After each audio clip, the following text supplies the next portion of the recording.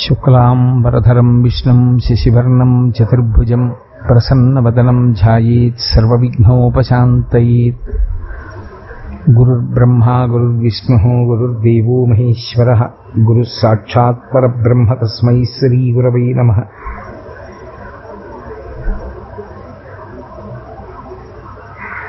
వ్యాసాయ విష్ణురూపాయ వ్యాసరూపాయ విష్ణవే నమో వై బ్రహ్మనిధయే వాసిష్ఠాయ నమో నమః. కూజంతం రామ రామీతి మధురం మధురాక్షరం ఆరుహ్య కవితాశాఖాం వందే వాల్మీకికోకిలం. శృతిస్మృతిపురాణానాం ఆలయం కరుణాలయం నమామి భగవత్పాదశంకరం లోకశంకరం. వాగర్ధావివ సంపృక్తౌ వాగర్ధప్రతిపత్తయే జగతః పితరౌ వందే పార్వతీపరమేశ్వరౌ.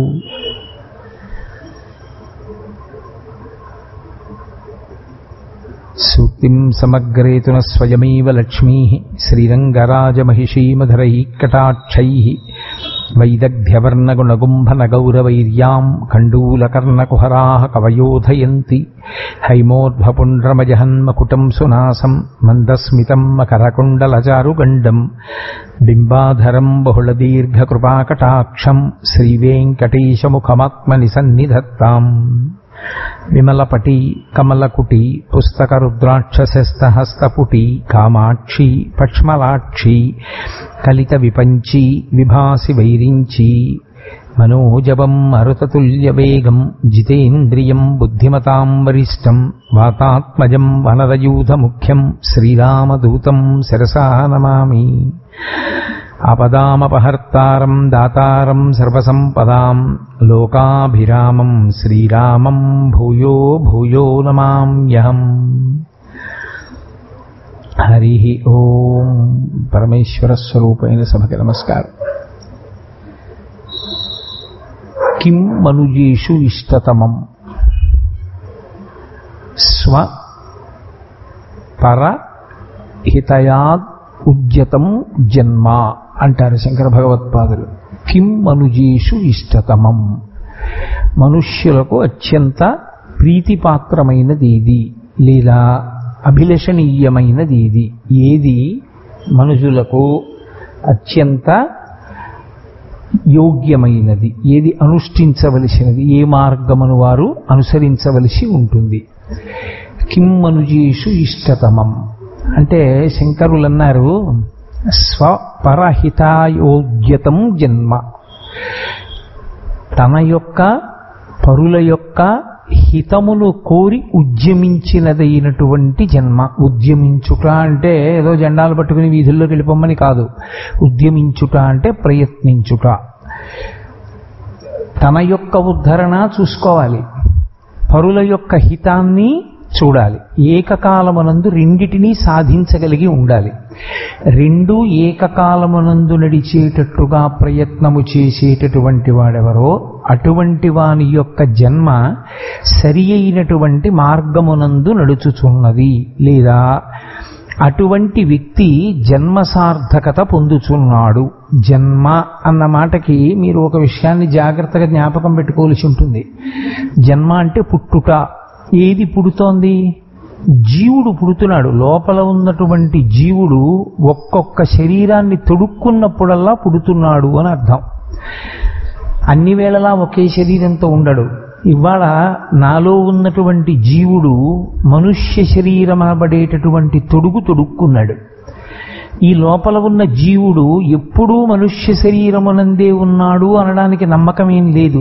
ఒకానొకప్పుడు పశువుగా ఉండి ఉండవచ్చు, వేరొకప్పుడు పక్షిగా ఉండి ఉండవచ్చు, క్రిమికీటకాదులుగా ఉండి ఉండవచ్చు. ఇవాళ మాత్రం ఈ తొడుక్కున్నాను. ఈ తొడుగుతో నేను ఎప్పుడు వచ్చానో అప్పుడు జన్మ. మిగిలిన జన్మలలో సార్థకత పొందడానికి ఒక సరి అయిన మార్గంలో ఉన్నాడనడానికి వేరుగా ప్రత్యేకమైనటువంటి స్థితి ఏమీ ఉండదు. ఒక్క మనుష్య జన్మలో మాత్రం సార్థక్యము చేసుకొనుట అన్నమాట అన్వయమవుతుంది. ఈ తొడుగుతో ఉన్నవాడెవరో వాడే కొన్ని చెయ్యగలడు. అందులో ఏది ప్రధానంగా ఎప్పుడూ దృష్టిలో పెట్టుకుని ప్రయత్నించవలసి ఉంటుంది, జీవనం చెయ్యవలసి ఉంటుంది అంటే శంకరులు అంటున్నారు స్వపరహితాయోగ్యతం. తన అభ్యున్నతి కొరకు చూసుకోవాలి, పరుల అభ్యున్నతి కొరకు చూడాలి. తన అభ్యున్నతి కొరకు అంటే బాగా ఉద్యోగం చేయడం, బాగా డబ్బు సంపాదించడం, అవన్నీ పెద్ద విశేషంగా చెప్పబడినటువంటివి కావు. మంచిదే, అసలు డబ్బు సంపాదించద్దు, ఏ ఉద్యోగం చెయ్యొద్దు అని ఎవ్వరూ చెప్పరు. కానీ దాని గురించి కాదు శంకర భగవత్పాదులు మాట్లాడుతున్నది. వారు జ్ఞాన మార్గాచార్యులు, మహానుభావులు. వారికి ఆత్మోద్ధరణము వారి యొక్క సంబంధము. వారి ఉద్దేశ్యం ఏమి అంటే, నీవు ఏ ధర్మమును అనుష్ఠించవలసి ఉంటుందో దాని యందు నువ్వు వైక్లభ్యమును పొందరాదు. ఇతరుల యొక్క ధర్మమును రక్షించడంలో నువ్వు ఇతోధికమైనటువంటి ప్రయత్నమును నీ యొక్క చిత్తశుద్ధి కొరకు చేస్తూ ఉండాలి. మీరు పట్టుకున్నారో లేదో, నేను దాన్ని ఇంకొంచెం వివరించే ప్రయత్నం చేస్తాను. మనకి 2 మాటలు ఉన్నాయి. ఇష్టాపూర్తములు అని పిలుస్తారు. ఇష్టాపూర్తములు అన్న మాటకు అర్థం ఏంటంటే, ఇష్టి అంటే యజ్ఞము, యాగము. ఇష్టింతేహం కరిష్యామి పుత్రీయాం పుత్రకారణాత్ అంటాడు ఋష్యశృంగుడు దశరథ మహారాజు గారితో రామాయణంలో. ఇష్టి అంటే యజ్ఞము, యాగము. యజ్ఞము, యాగము ఎవరిని ఉద్దేశించి చేస్తారు? దేవతల్ని, పరమేశ్వరుణ్ణి ఉద్దేశించి చేస్తారు. హవిస్సిస్తారు కాబట్టి ఇష్టి చెయ్యాలి తప్పకుండా. ప్రతి మనుష్యుడు కూడా యజ్ఞయాగాది క్రతువులు చెయ్యాలి. దేనికి చెయ్యాలి అంటే, దేవతల వలన మనము ఉపకారమును పొందుతున్నాం. వాళ్ళ వలన వర్షము పడుతోంది, వర్షము వలన అనేక ప్రయోజనములను పొందుతున్నాం. ఆహారము దొరుకుతోంది, భోగ సమృద్ధి కలుగుతోంది.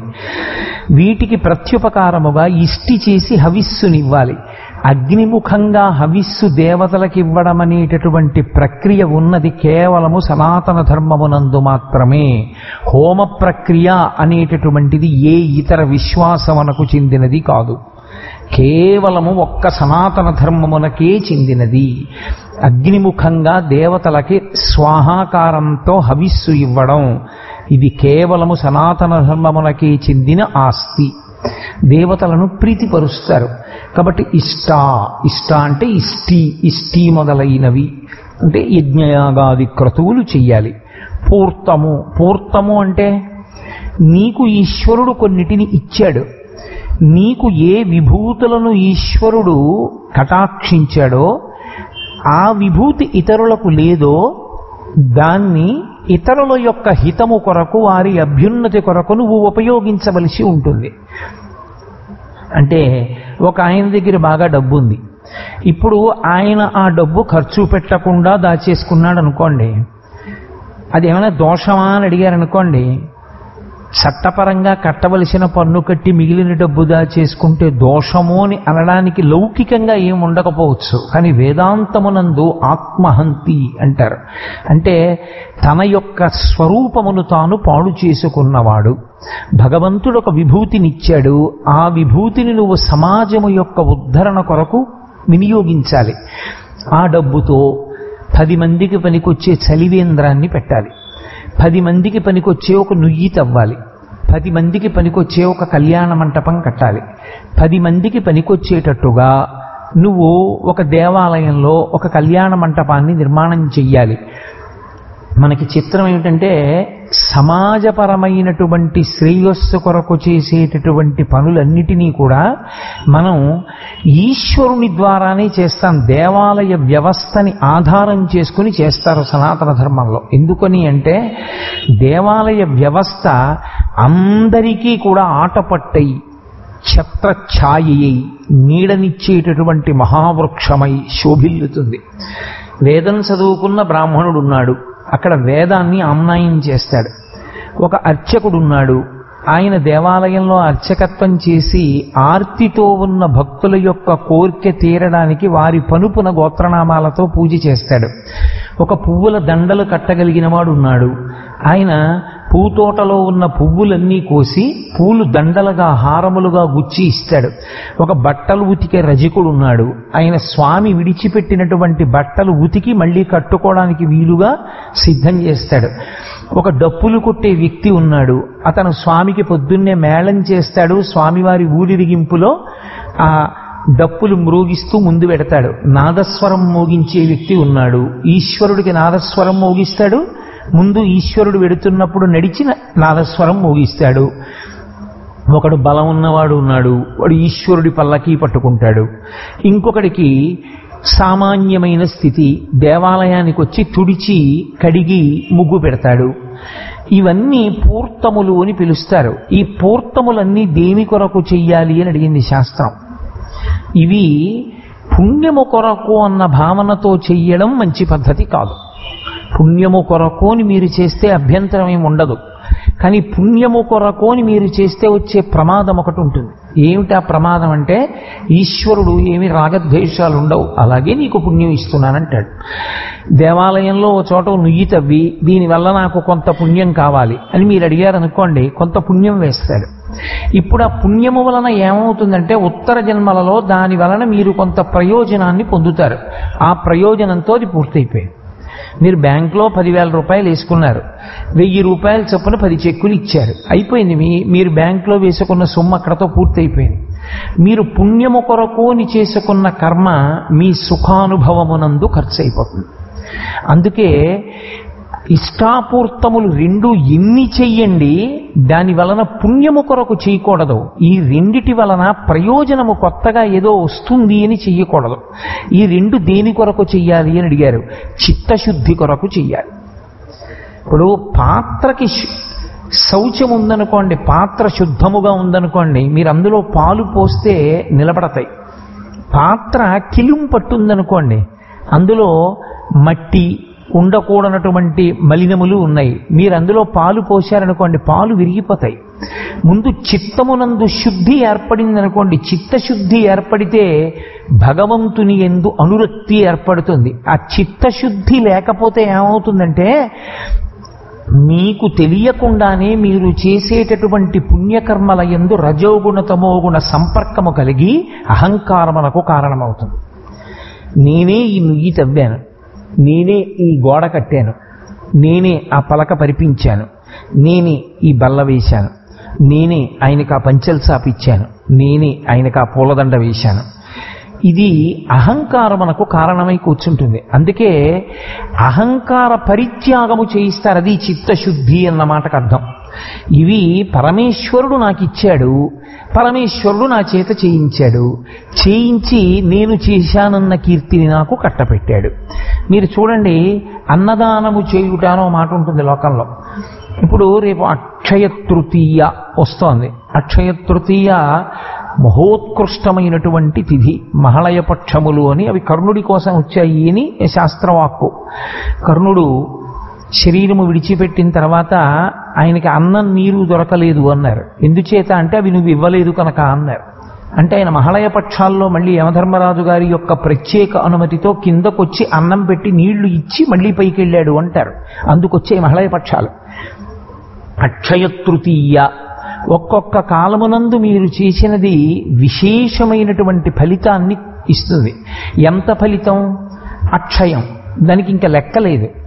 ఎంత ఫలితం ఇచ్చేస్తుందంటే, మీరు మనుష్య ఉపాధిలో ఉన్నంత కాలము చేసినా కూడా రానంత ఫలితము ఆ తిథి నాడు మీరు ఏది చేస్తారో దాని వలన వస్తుంది. పరమేశ్వరుడు ఏం చేస్తాడంటే, నైమిత్తికము అని అంత గొప్ప ఫలితం వచ్చేటట్టుగా అనుగ్రహిస్తాడు. అందుకే దేశకాలములు గొప్ప అవుతాయి. దేశము కాలము రెండు గుర్తిరిగి దానం చెయ్యాలి. అక్షయ తృతీయ, అక్షయ తృతీయ నాడు తప్పకుండా కొన్ని పనులు చెయ్యాలి. అందులో ప్రధానమైనది ఏది? ఉదక భాండదానము. ఉదక భాండదానము అంటే కొత్త కుండలో లేదా కూజాలో శుభ్రంగా కడిగేసి ఒక 2 రోజుల ముందే దాన్ని కడగాలి. ఎందుకంటే మీరు ఆ రోజే నీళ్లు పోస్తే మట్టికంపు వస్తాయి. అవి 2 రోజులు నీళ్లు పోసి ఉంచితే ఆ నీళ్లు వంపేస్తే ఆ కుండలో ఉన్నటువంటి నీళ్లు తాగడానికి యోగ్యమవుతాయి. అక్షయ తృతీయ రోహిణీ నక్షత్రంతో కలిసి ఉంటే విశేష ఫలితం. ఈ సంవత్సరం కలిసింది అలాగా. ఉదయం 6:30 వరకు రోహిణీ నక్షత్రం ఉంది. అందులో కొద్దిగా పచ్చకర్పూరం కలిపి వాసిని కడతారు. వాసిని కట్టడం అంటే ఒక కొత్త రవికెల బట్ట కడతారు. దానికి కట్టి ఈ ఉదక భాండాన్ని పట్టుకెళ్ళి బ్రాహ్మణులకు సత్పురుషులకు ఇస్తారు. ఎందుకు అలా ఇవ్వడం అని అడిగారు. అన్నిటికన్నా కావలసింది ఏమిటో తెలుసా? జలమే. ఇక్కడ నీరే అవసరం. ఈ శరీరం విడిచిపెట్టిన తరువాత కూడా జీవుడికి దాహం వేస్తుంది. అందుకే తద్దినం పెట్టినప్పుడు ఏం చేస్తారంటే అన్నదమ్ములందరూ కలిపి తద్దినం పెట్టాలి. తండ్రి అది కోరుకుంటాడు, చూస్తాడు. ఆ రోజున వచ్చి ఆ తిథి నాడు, అరే నా కడుపున 2 పుట్టారు, ఒక్కడే విడిచిపెడుతున్నాడు నీళ్లు, రెండోవాడు అన్నగారి చెయ్య కింద ఉండాలి, ఆ పైన తమ్ముళ్ళ చేతులు పైన ఉండాలి. 2 కొడుకులు ఉన్నారనుకోండి, పెద్ద కొడుకు ఒకడే నీళ్లు విడిచిపెడుతుంటే తండ్రి ఖేదపడతాడు, 2 బిడ్డల్ని కన్నాను, నా శరీరం విడిచిపెట్టిన రోజున కూడా కనీసం 2 కలిసి నీళ్లు వదిలిపెట్టారని. తమ్ముడి చెయ్యి పైన పెట్టి కింద అన్నగారు చెయ్యి పెట్టి ఆ పైనుంచి నీళ్లు పోస్తూ ఒక మంత్రం చెప్తారు. అక్షయతృప్తి ద్వారా పునరావృత్తి రహిత శాశ్వత శివ సాయుధ్య సిద్ధిరస్తు అంటారు. అంటే ఈ నీళ్లు నేను ఏవి విడిచిపెడుతున్నానో అందుకు కర్త, అందుకు కొడుకు కావాలి అని అడుగుతారు. దానికి సాధనమేమి అంటే ఒక్క కొడుకుకి మాత్రమే అధికారం ఉంది. ఆ చేతిలోంచి నీళ్లు విడిచిపెట్టగలిగిన అధికారము ఒక్క కొడుకుది. ఆ నీళ్లు విడిచిపెట్టాలి. వాడు విడిచిపెడితే తను తాగుతాడు, లేదా దాహంతో జీవుడు కొట్టుకుపోతాడు. ఆ నీళ్లు విడిచిపెట్టినప్పుడు కొడుకు విడిచిపెడతాడని ఏమిటి నమ్మకం? వాణ్ణి నమ్మమని ఎవరు చెప్పారు? మంచిదే, చేయిస్తాడనే భావన చెయ్యాలి. కానీ నీ జీవుణ్ణి నువ్వు ఉద్ధరించుకో. ఎవరో చేస్తారని ఎందుకు బాధపడతావు? అక్కర్లేదు. అందుకే అక్షయ తృతీయ నాడు తప్పకుండా ఉతక భాండాన్ని ఇస్తారు. చల్లని నీటితో, చక్కటి సువాసనతో కూడుకున్న పచ్చకర్పూరం కలిసినటువంటి జలములతో ఉన్న భాండమునంటే కుండను బ్రాహ్మణునికి దానం చేస్తారు. ఆయన దాన్ని పుచ్చుకుంటారు. పుచ్చుకుంటే ఏమవుతుంది? ఈ శరీరాన్ని విడిచిపెట్టిన తరువాత ఏదో ఒక శరీరములో ఉన్నప్పుడు కూడా ఆయనకి దాహం వేస్తే నీళ్లు దొరకని స్థితి మాత్రం ఉండదు. అంటే ప్రాణములు నిలబడుతుంటాయి. నీటి వలననే ప్రాణములు నిలబడతాయి. అందుకనే సంజీవనం సమస్తస్య జగత సలిలాత్మిక అంటారు లింగ పురాణంలో. నీటి రూపంలో ఉండి ఈశ్వరుడు ప్రాణములను రక్షిస్తూ ఉంటాడు. అందుకే అక్షయ తృతీయ నాడు బంగారం కొనుక్కోమని ఎక్కడా లేదు. అక్షయ తృతీయ నాడు బంగారం కొనుక్కుంటే ఏమొస్తుంది? కలిపురుషుడు వస్తాడు ఇంటికి. ఎందుకంటే పరీక్షిన్ మహారాజు కలియుగ ప్రారంభంలో ఇచ్చినటువంటి స్థానములలో బంగారం ఒకటి. అక్షయ తృతీయ నాడు బంగారం తెచ్చి ఇంట్లో పెడితే అక్షయంగా కలిపురుషుడు వస్తాడు. అక్షయ తృతీయ నాడు సజల భాండమును దానం చేస్తే ఏదో కొడుకు చెయ్యాలని లేకపోతే ఇంకోడు చెయ్యాలని నువ్వు తాపత్రయపడక్కర్లేదు. నీ జీవుడి కొరకు నువ్వు చేసేసుకున్నావు. ఎన్ని జన్మలకి? అక్షయం, దానికి అంతు లేదు. అందుకే అక్షయ తృతీయ తప్పకుండా చేసుకోమని చెప్పారు. కొన్ని తప్పకుండా రోజు ఇవ్వవలసినవి కొన్ని ఉన్నాయి. చక్కగా తన భార్య తీసిన చందనాన్ని ఎవరు దానం పుచ్చుకుంటున్నారో ఆయన యొక్క శరీరమునకు అలదుతారు. అలది ఒక గొడుగు పడతారు. పట్టి ఆ గొడుగు ఆయనకి దానం ఇస్తారు. ఆయనకి చెప్పులు తీసుకొచ్చి ఆ చెప్పులు ఆయనకి దానం ఇవ్వాలి. నీకు అవకాశం ఉంటే నవధాన్యములను కూడా ఇవ్వవచ్చు. ఒక్క శనగలో ఒక్క కందులో కాదు, ఇస్తే నవధాన్యములను ఇవ్వాలి. అథవా చెప్పులు గొడుగు తప్పకుండా ఇస్తారు. అన్ని దేవాలయాలలోనూ అక్షయ తృతీయ నాడు పరమేశ్వరుడికి తెల్లటి బట్ట కట్టాలని, తెల్లటి బట్టతో దర్శనమిస్తాడు. ఆ రోజు నువ్వు ఏది ఇస్తున్నావో అది నీ జీవుడికి అనంతమై పడిపోతుంది ఖాతాలో. అది నువ్వు పొందడానికి అర్హత పొందుతావు. అక్షయ తృతీయ నాడు నీటి కుండ దానం చేసుకోలేకపోతే వాడిని వాడు పాడు చేసుకున్నంత దరిద్రుడు లోకంలో ఇంకొకడు ఉన్నాడు. ఒక నీటి కుండ అక్షయ తృతీయ నాడు ఇవ్వలేకపోతే ఇక వాడిని ఎవరు ఉద్ధరిస్తారు? ఎవరు ఉద్ధరించగలిగిన వాళ్ళు ఉండరు. అవి తొణికిపోకుండా, కీటకములు పడకుండా కొత్త గుడ్డ చేత ఆచ్ఛాదిస్తారు. వాసిని కట్టారంటారు. కట్టి పట్టికెళ్ళి చక్కగా నీటి కుండ ఇచ్చి నమస్కారం చేస్తారు. ఇది అక్షయ తృతీయ నాడు చేయవలసిన పని. అంతేగాని అక్షయ తృతీయ నాడు బంగారం కొనుక్కోండి అని చెప్పనూకూడదు. అక్షయ తృతీయ నాడు బంగారం కొనుక్కోనూకూడదు. నిజానికి అలా కాదు. అక్షయ తృతీయ ఇవి చెయ్యమనే ఉన్నది శాస్త్రంలో. ఆత్మోద్ధరణ కొరకు ఇది తన కొరకు తాను చేసుకున్నది. ఇతరుల అభ్యున్నతి కొరకు చేసినది పూర్తము అంటారు. పూర్తము అంటే ఓ అరుగు కడతాడు, భక్తులైనటువంటి వారు కూర్చుంటారు. ఓ దేవాలయంలో చెట్టు కింద చుట్టూ చుట్టూ గుండ్రంగా ఒక చక్కటి వేది కడతాడు. ఆ వేదిక మీద కూర్చొని సంధ్యావందనం చేసుకుంటారు. ఇప్పుడు వీటిని పూర్తములు అంటారు. ఈ పూర్తము చేసి నాకెంత పుణ్యం వచ్చిందండి అని అడిగామనుకో, వస్తుంది కొంత పుణ్యం, కానీ ఆ పుణ్యం నీ సుఖానుభవమునందు నశించిపోతుంది. ఏదో ఒక సుఖం వస్తుంది, ఆ సుఖ రూపంలో పోతుంది. ఏమిటి దానివల్ల నీకు వచ్చే ఫలితం? కాదు, అక్షయ తృతీయ లాంటివి చేసుకోవాలి జీవుడికి కావలసినవి. కాబట్టి మిగిలినవి చిత్తశుద్ధి కొరకు చేస్తారు. ఇప్పుడు అలా చిత్తశుద్ధి కొరకు చేస్తూ వెళ్ళగా మీరు బాగా పట్టుకోవలసి ఉంటుంది. ఇది శంకరాచార్యుల వారి యొక్క ప్రతిపాదన. స్వపరహితాయోజ్యతం జన్మ అండంలో ఆయన యొక్క ఉద్దేశ్యం అది. నువ్వు అలా చేసుకుంటూ వెళ్ళగా వెళ్ళగా వెళ్ళగా వెళ్ళగా ఇది నీకు ఒకనాడు చిత్తశుద్ధిని కటాక్షిస్తుంది. ఎప్పుడు నాకు ఇదంతా పుణ్యం కింద పడిపోవాలి, పుణ్యం కింద పడిపోవాలని నువ్వు కోరడం మానేసి పరమేశ్వరుడు నాకు ఇచ్చాడు, పరమేశ్వరుడు నా చేత చేయిస్తున్నాడు. మీరు చూడండి, అన్నదానం చేస్తారు. రేపు అక్షయ తృతీయ నాడు చెయ్యవలసినటువంటి ప్రధానమైన పనుల్లో ఒకటి పెరుగు అన్నం. ఈ రెండు, పెరుగన్నం తప్పకుండా ఎవరికైనా పెట్టాలి, ఎవరో ఒకరికి తప్పకుండా పెరుగన్నం పెట్టాలి. అలా పెట్టకపోతే ఇంకా అక్షయ తృతీయ నాడు చేసుకున్నది ఏముంటుంది? కాబట్టి పెడతారు. కనుక అన్నం వండినవాడు ఒక ఆయన ఉంటాడు, అన్నదానం చేస్తున్నాడు, ఆయన తెప్పిస్తాడు. 2000 మందికి కావలసిన సంబారాలన్నీ వండుతాడు. వండి ఏ నా బోటిగాండో పిలుస్తాడు. పిలిచి, ఏమంటే కోటేశ్వరరావు, కొంచెం మీరు రేపు కాస్త బలిష్టంగా ఉన్నారు కాబట్టి అన్నపాత్ర పట్టుకోవడం కష్టం కదా, మీరు అన్నం వడ్డిద్దురు అంటాడు. ఇప్పుడు నేను అన్నం వడ్డించడానికి ఆయన చేత నిమంత్రణం చెయ్యబడ్డాను. నేను అన్నపాత్ర పట్టుకుని అన్నం వడ్డిస్తున్నాను.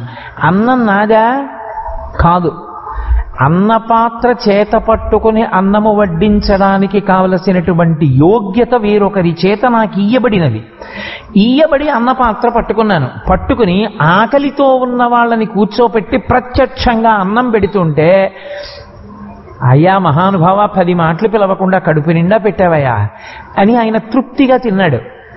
ఇప్పుడు అందులో నేను నాది అని తెచ్చినది ఏమైనా ఉందా? నేను వండినవి ఏమైనా ఉన్నాయా? అన్నం కానీ, పప్పు కానీ, కూర కానీ, పచ్చడి కానీ ఆయన వండి, ఆయన తయారు చేయించి నా చేత పెట్టించాడు. నా అదృష్టం అది. పరమేశ్వరుడు కూడా నీ చేత కొన్ని పనులు చేయించడానికి నీకు కొన్ని విభూతులు ఇస్తాడు. 4 మాటలు చెప్పగలిగినటువంటి శక్తి నీకు ఇచ్చాడు. దానిని సమాజపరం చెయ్యాలి. 10 మందికి పనికొచ్చేటటువంటి మంచి మాటలను నువ్వు చెప్పాలి, ఆ విభూతిని ఉపయోగించుకొని. అప్పుడేమైంది? స్వపరహితాయోగ్యతం జన్మ. అది చెప్పాలి అంటే ముందు నువ్వు చదవడం అన్నది ఒకటి ఉంటుందా? ఇప్పుడు నేను ప్రశ్నోత్తర రత్నమాలిక మీకు చెప్దామని వస్తున్నాను. మీకు ప్రశ్నోత్తర రత్నమాలిక నేను చెప్తున్నాను అంటే దాని వెనక ఉన్న పూర్వాంగం ఏమిటి? నేను చదివాను అనేనా దాని అర్థం? ఆ పుస్తకం చదివానా లేదా? చదవకుండా నేను ఇక్కడ కూర్చొని ఏం చెప్పను? ప్రశ్నోత్తర రత్నమాలిక చదివితే కదా నేను చెప్పడం. కాబట్టి నేను చదువుకున్నాను, నేను చదువుకుని మీకు చెప్తుంటే అది ఏమవుతుంది? నాకు బాగా నాటుకుంటుంది లోపల.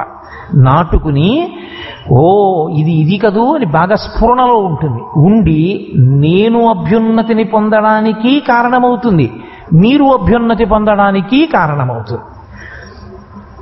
ఏ విభూతి ఎవరికి ఈశ్వరుడిచ్చాడో దానిని సమాజపరము చేయుట అన్న మాటకి పూర్తము అంటారు. ఈ పూర్తము దేని కొరకు చేయవలెను అని అడిగారు. అది చిత్తశుద్ధి కొరకు. నువ్వు అలా ఏ పుణ్యమో కోరకుండా చెయ్యగా చెయ్యగా చెయ్యగా చెయ్యగా ఒకానొక రోజున నువ్వు ఏ మార్గాన్ని పట్టుకున్నావో ఆ మార్గంతోనే పూర్తము ద్వారా ఈశ్వరుణ్ణి చేరిపోతావు. దానివలన చిత్తశుద్ధి ఏర్పడుతుంది. మీరు బాగా జ్ఞాపకం పెట్టుకోండి ఒక్క విషయాన్ని. మోక్షము అంటే ఆకాశంలోంచి ఊడి పడదు కొత్తగా. మోక్షము అన్న మాటకు అర్థం ఏమిటో తెలుసా? మన యథార్థ స్థితి మోక్షమే. కానీ అది మనకి తెలియకుండా పోయింది. అది తెలిసేటట్టు చేయడమే మోక్షము. పాత్రకి మీరు కొత్తగా మెరుగు తేవట్లేదు, మెరుగుకి అడ్డుపడినటువంటి ధూళిని తీసేస్తున్నారు. కాస్త చింతపండు అట్టుకుని తోముతున్నారు. మెరుగు తెస్తున్నారా? మెరుగుకు అడ్డుపడినటువంటి ధూళిని తీసేశారా? ఇప్పుడు ఆ కల్మషం పోయింది. కల్మషం పోతే అది మెరుస్తూ ఉండిపోయింది. మీరు కొత్తగా మెరుపు తాలేదు, దాని మెరుపుకు అడ్డొచ్చిన దాన్ని తొలగించారు. మోక్షమునకు అడ్డేది జీవభావన, ఆ జీవభావన తొలగించారు.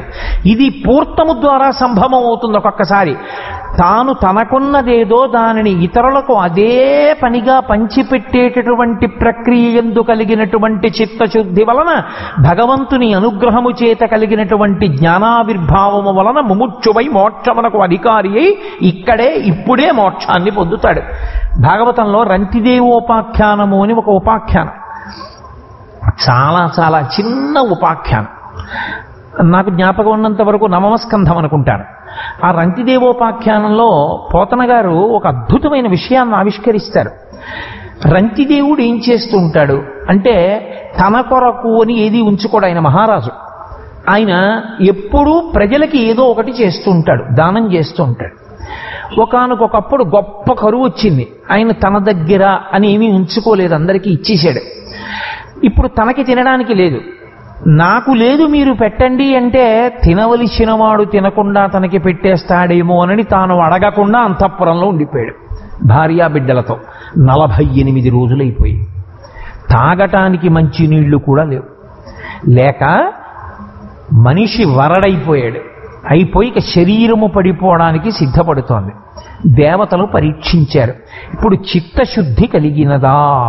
ఇన్నాళ్ళు చేస్తూ వచ్చాను నన్ను ఆదుకున్నవాడెవరని కానీ, ఇన్నాళ్ళు చేస్తూ వచ్చాను దీని వలన నాకు పెట్టినవాడెవరని కానీ అంటాడా చూద్దాం. లేదా ఇంత తీవ్ర స్థితిలో ఉన్నాడు కాబట్టి ఇప్పుడు పెట్టడం మానేసి దాచుకుంటాడా చూద్దాం. ఇప్పుడు వచ్చారు దేవతలు. వచ్చి ఎవరో ఒకరి రూపంలో వచ్చారు. వచ్చి ఇంత పాయసం, నెయ్యి, మంచినీళ్లు పట్టుకొచ్చి ఇచ్చారు. ఎంతో సంతోషంగా ఆయన భార్యాబిడ్డల్ని కూర్చోబెట్టుకుని ఆ నెయ్యి పాయసంలో వేసుకుని తినబోతున్నాడు. ఎవరో బ్రాహ్మణుడు వచ్చాడు.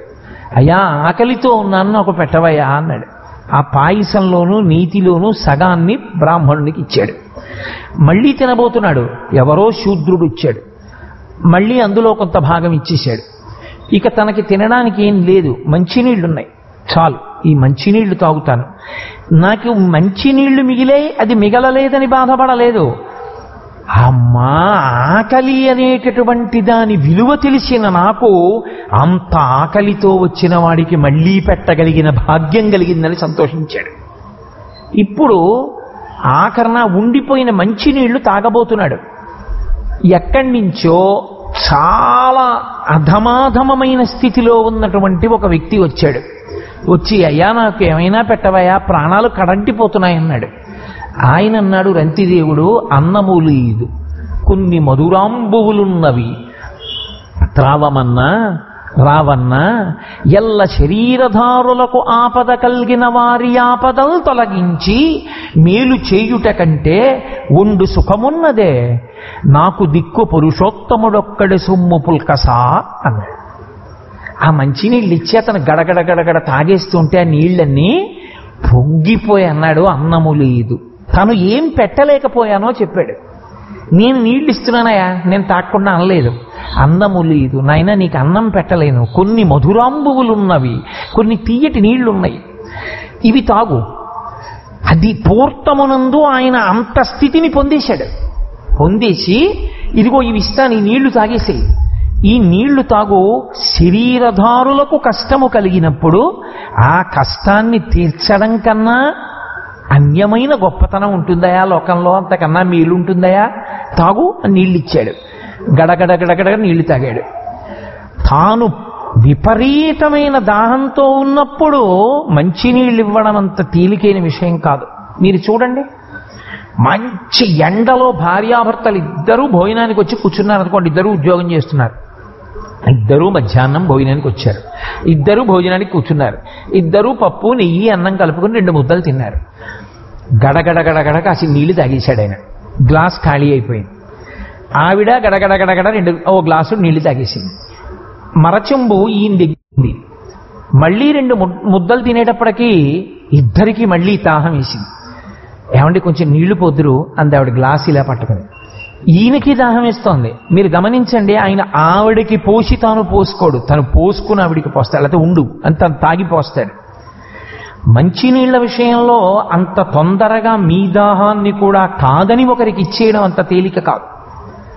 కానీ ఇచ్చేశాడు మహానుభావుడు. దానివలన ఆయనకి చిత్తశుద్ధలా ఏర్పడిపోయింది. పైగా అన్నాడు, నాకు దిక్కు పురుషోత్తముడొక్కడే సొమ్ము పుల్కసా, నాకు శ్రీ మహావిష్ణువు ఒక్కడే దిక్కయా అన్నాడు.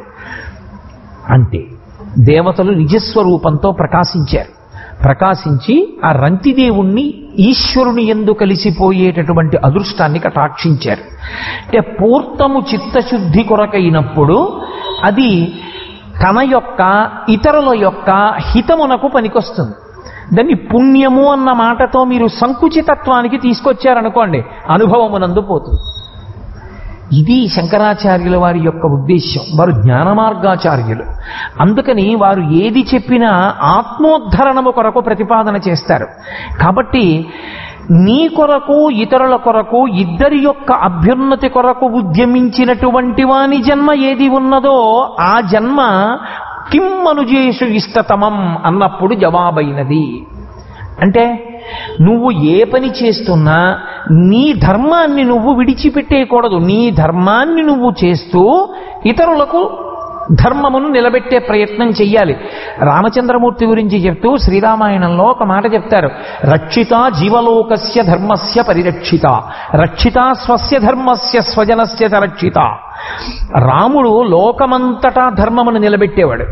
ఎక్కడైనా ధర్మము గాడి తప్పితే ఆయన ఒప్పుకునేవాడు కాదు. అందుకే వాలి తమ్ముడి భార్యను అపహరిస్తే రాముడు ఊరుకోలా, వాలిని సంహరించాడు. ధర్మమును నిలబెట్టడం రాముని యొక్క లక్షణం. నేను ధర్మాన్ని నిలబెడతానండి అని ఊళ్ళో వాళ్ళందరికీ ధర్మం చెప్పి తను మాత్రం ధర్మం మానేయడం రాముడి లక్షణం కాదు. తన ధర్మంలో నిలబడతాడు, ఇతరుల యొక్క ధర్మాన్ని నిలబెడతాడు, తన వారిని రక్షించుకుంటాడు, లోకాన్నంతటినీ రక్షిస్తాడు. ఇది రాముని యొక్క లక్షణం.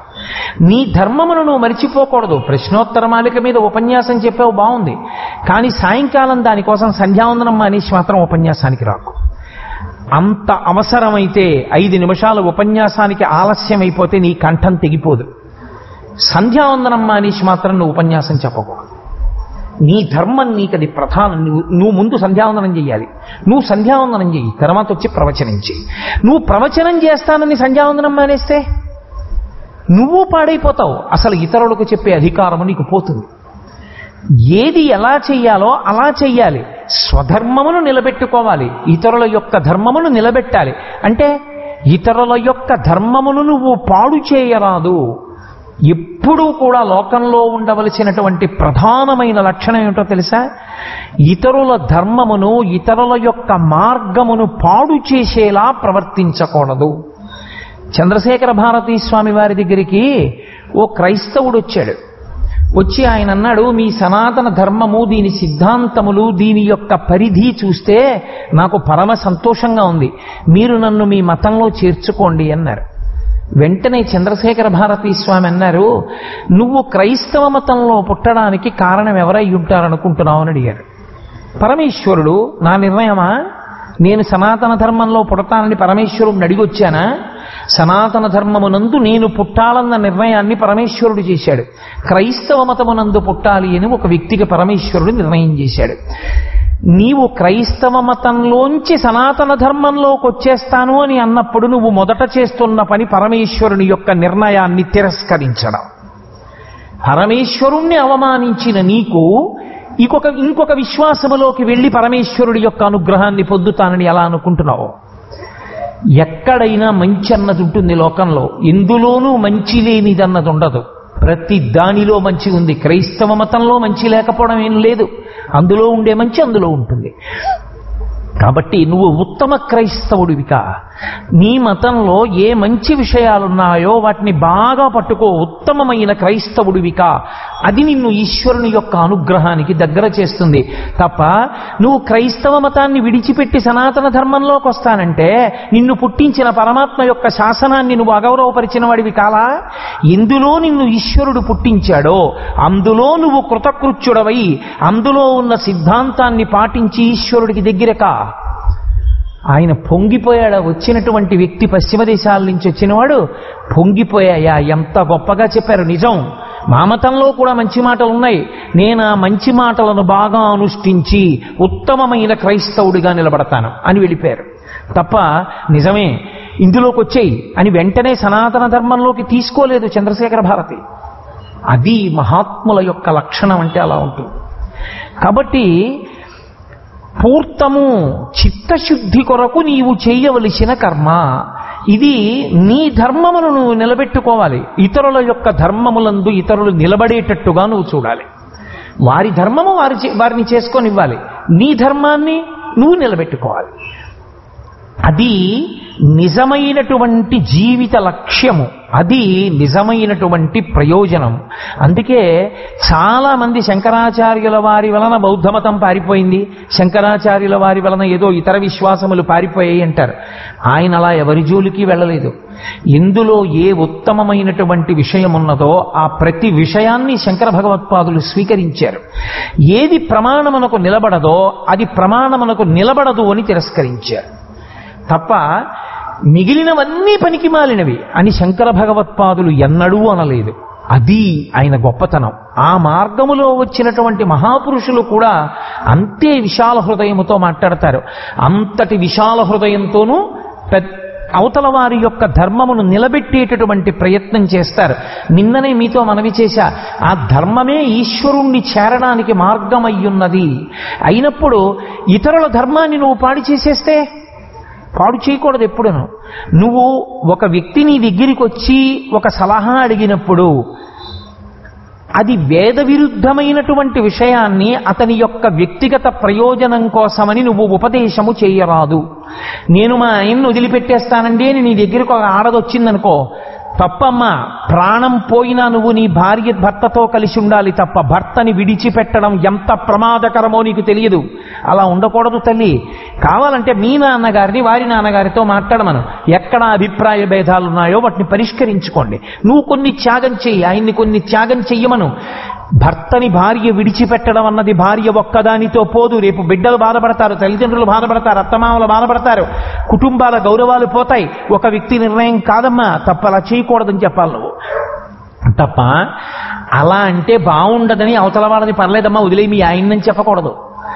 ఎప్పుడు నువ్వు మాట్లాడినా నువ్వు ఎలా ధర్మమనందు నిలబడడానికి ప్రయత్నిస్తున్నావో అలా ఇతరులు ధర్మమనందు నిలబడడానికి ప్రయత్నించడంలో కృతకృత్యులయ్యేటట్టుగా నువ్వు ఉపకరించాలి. అది జీవితం అంటే. అది లేని నాడు ఆ జన్మకి ప్రయోజనము లేదు. అందుకే ఉట్టి కొడతారు, తప్పకుండా కృష్ణాష్టమి నాడు ఉట్టి కొడతారు. ఎందుకు ఉట్టి కొట్టడం అంటే, ఉట్టి కొట్టడం అంటే ఏదో కుండలో వెన్నో పాలో పోసేయడం, ఒకడు లాగుతూ ఉండడం, ఓడు వెడుతూ ఉండడం, కొట్టేసేయడం కోసం ఉట్టి కొట్టకూడదు. ఒక వ్యక్తి కర్ర పట్టుకుని పరిగెత్తి కుండని కొడదామని వస్తాడు. ఒకడు కుండ పైకి లాగేస్తాడు, మిగిలిన వాళ్ళు నీళ్లు కొట్టేస్తారు. వసంతం చల్లారని ఆ గొట్టాల్లోంచి నీళ్లు కొట్టేస్తారు.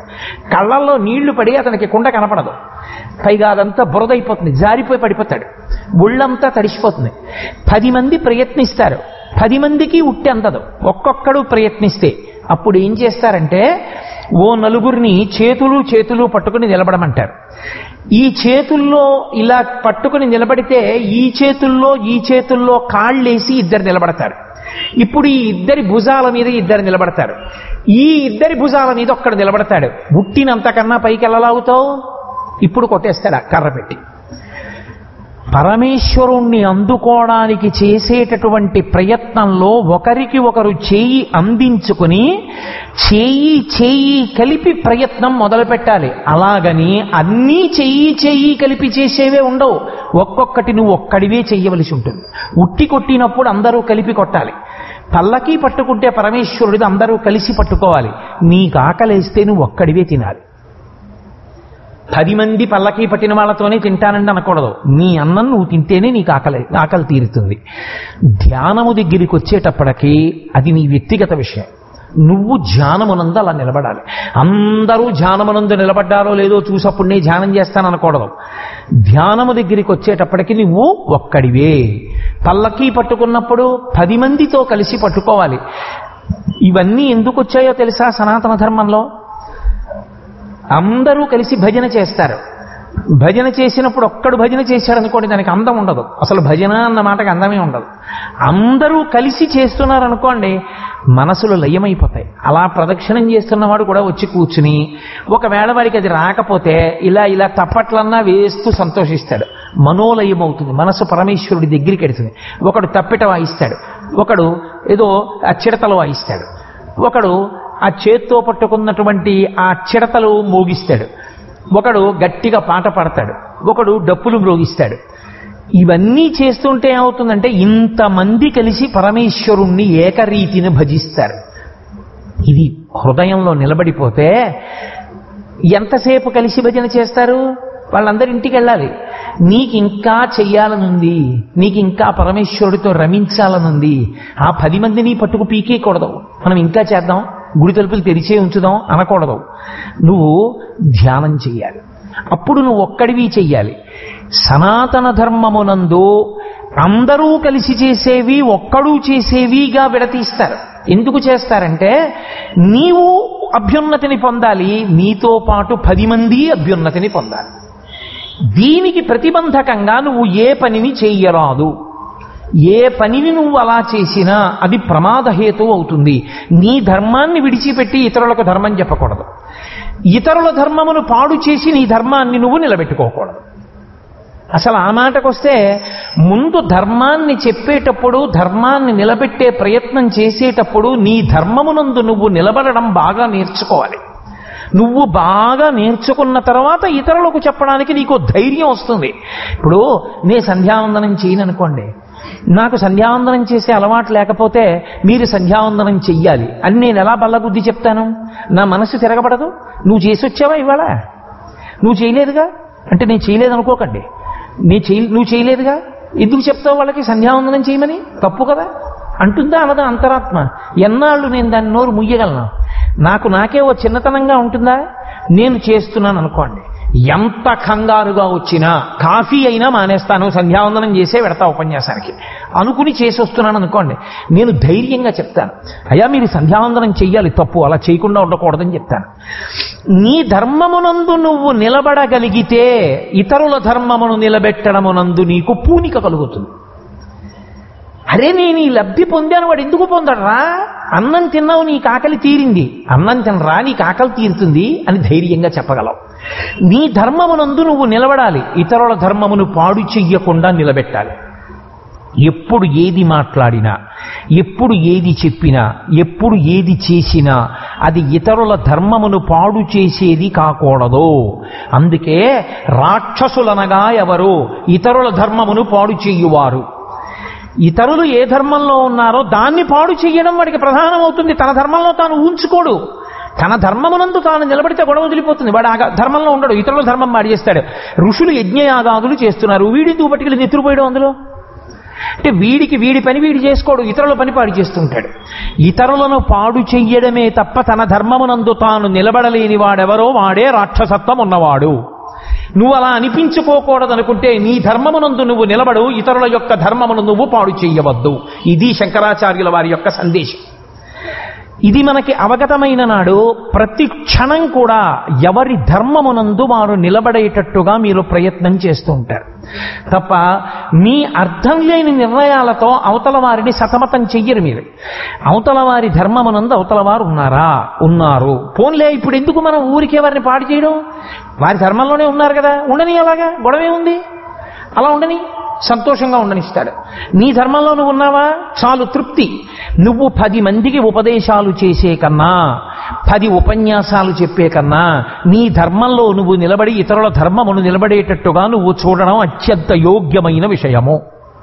అది చాలా గొప్పది జీవితంలో, అది అభ్యున్నతికి కారకము. అందుకే మీరు చూడండి, మహాపురుషుల యొక్క లక్షణము ఎప్పుడూ అలాగే ఉంటుంది. చంద్రశేఖరేంద్ర సరస్వతి మహాస్వామి వారు సన్యాసం 13వ ఏట తీసుకున్నారు. ఆ 13వ ఏట సన్యాసం తీసుకుంటే వారికి సత్యదండాన్ని ఎప్పుడూ చేత పట్టుకోవాలనేటటువంటి నియమమునందు వైక్లభ్యము కలిగేది. పిల్లవాడు, పైన గురువుగారు లేరు, మహాదేవేంద్ర సరస్వతి అప్పటికే శరీరం త్యాగం చేశారు కాబట్టి సత్యదండం ఎక్కడో పెట్టి మరిచిపోయి వెళ్ళిపోతూ ఉండేవారు.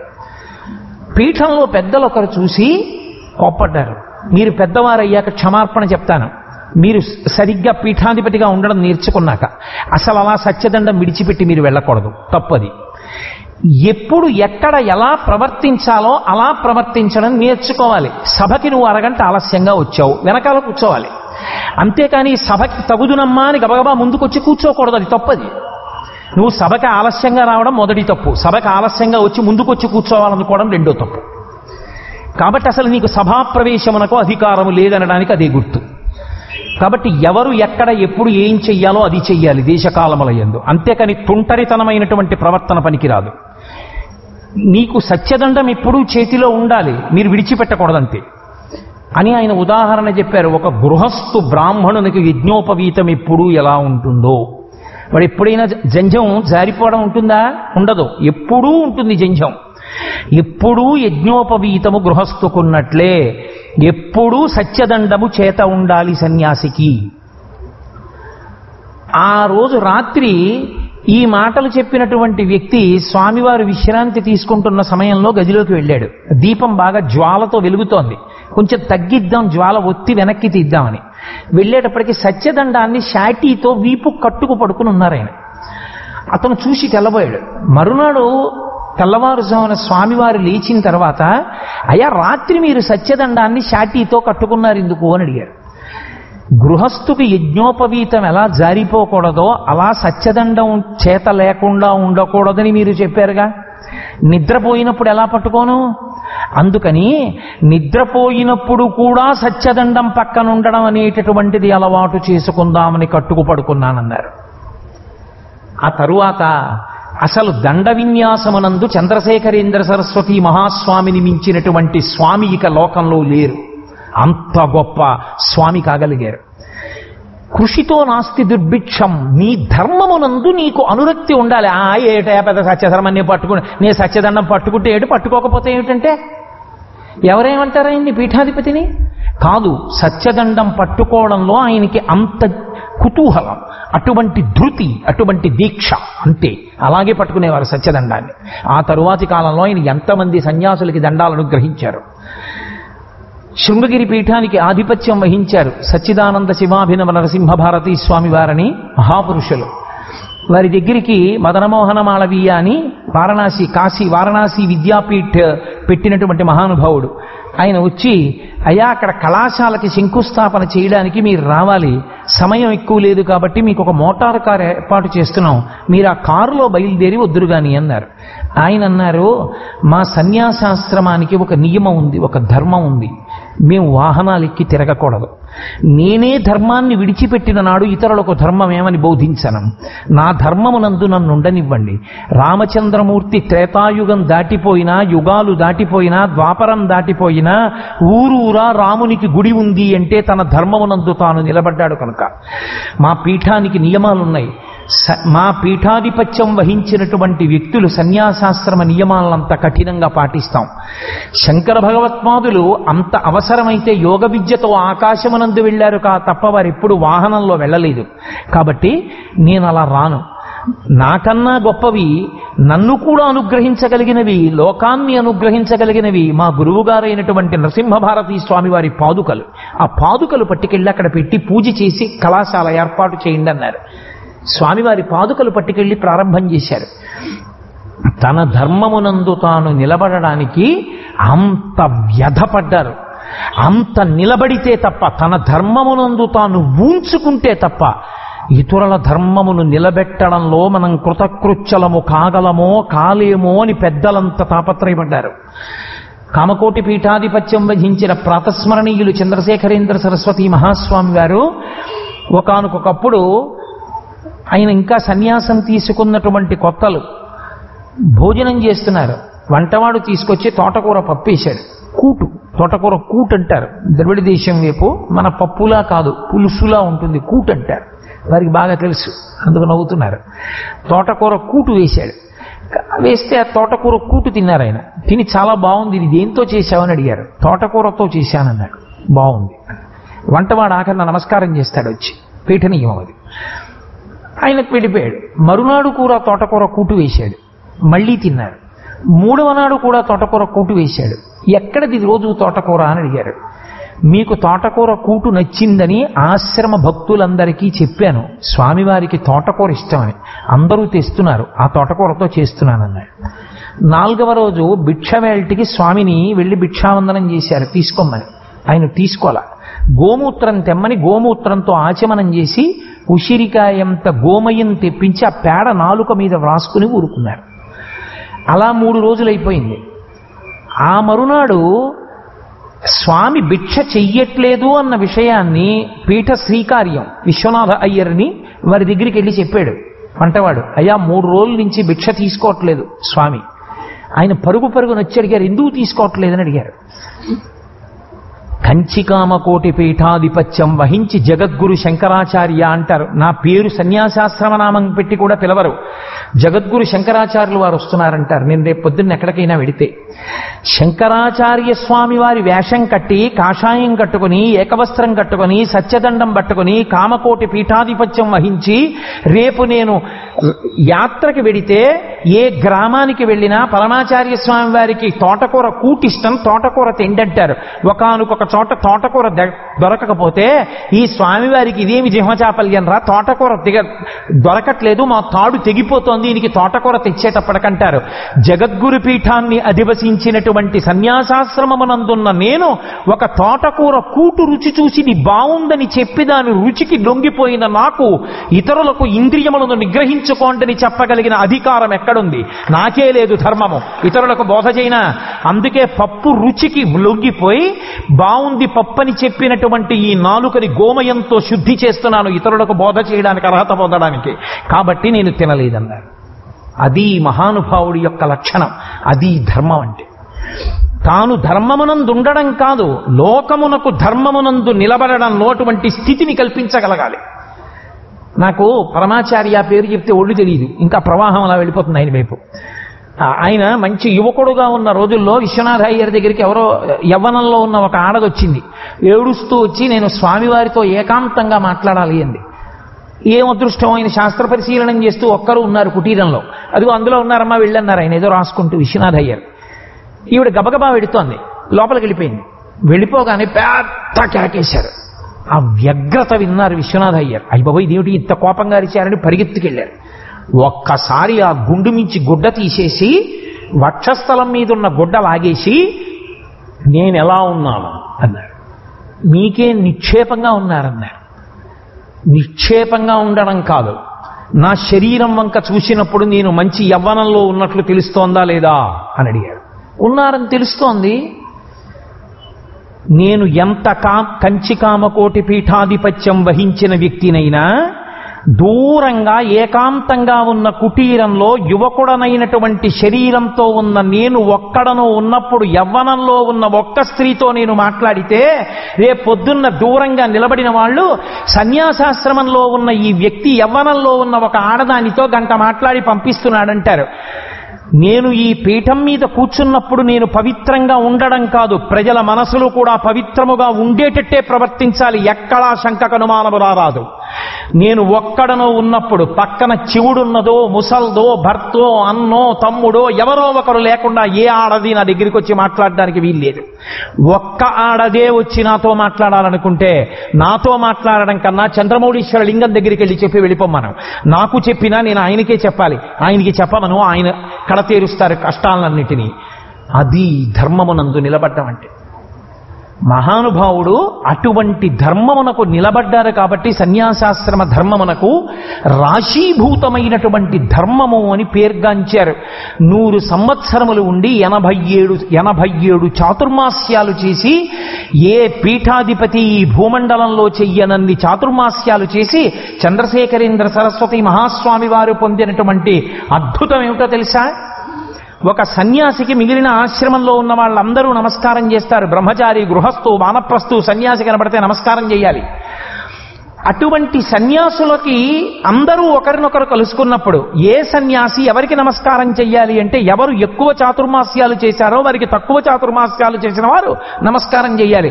87 చాతుర్మాస్యములు చేసినటువంటి పీఠాధిపతి చంద్రశేఖరేంద్ర సరస్వతి మహాస్వామి 87 చాతుర్మాస్యములు ఆయన తప్ప చేసినటువంటి పీఠాధిపతి వేరొకరు లేరు.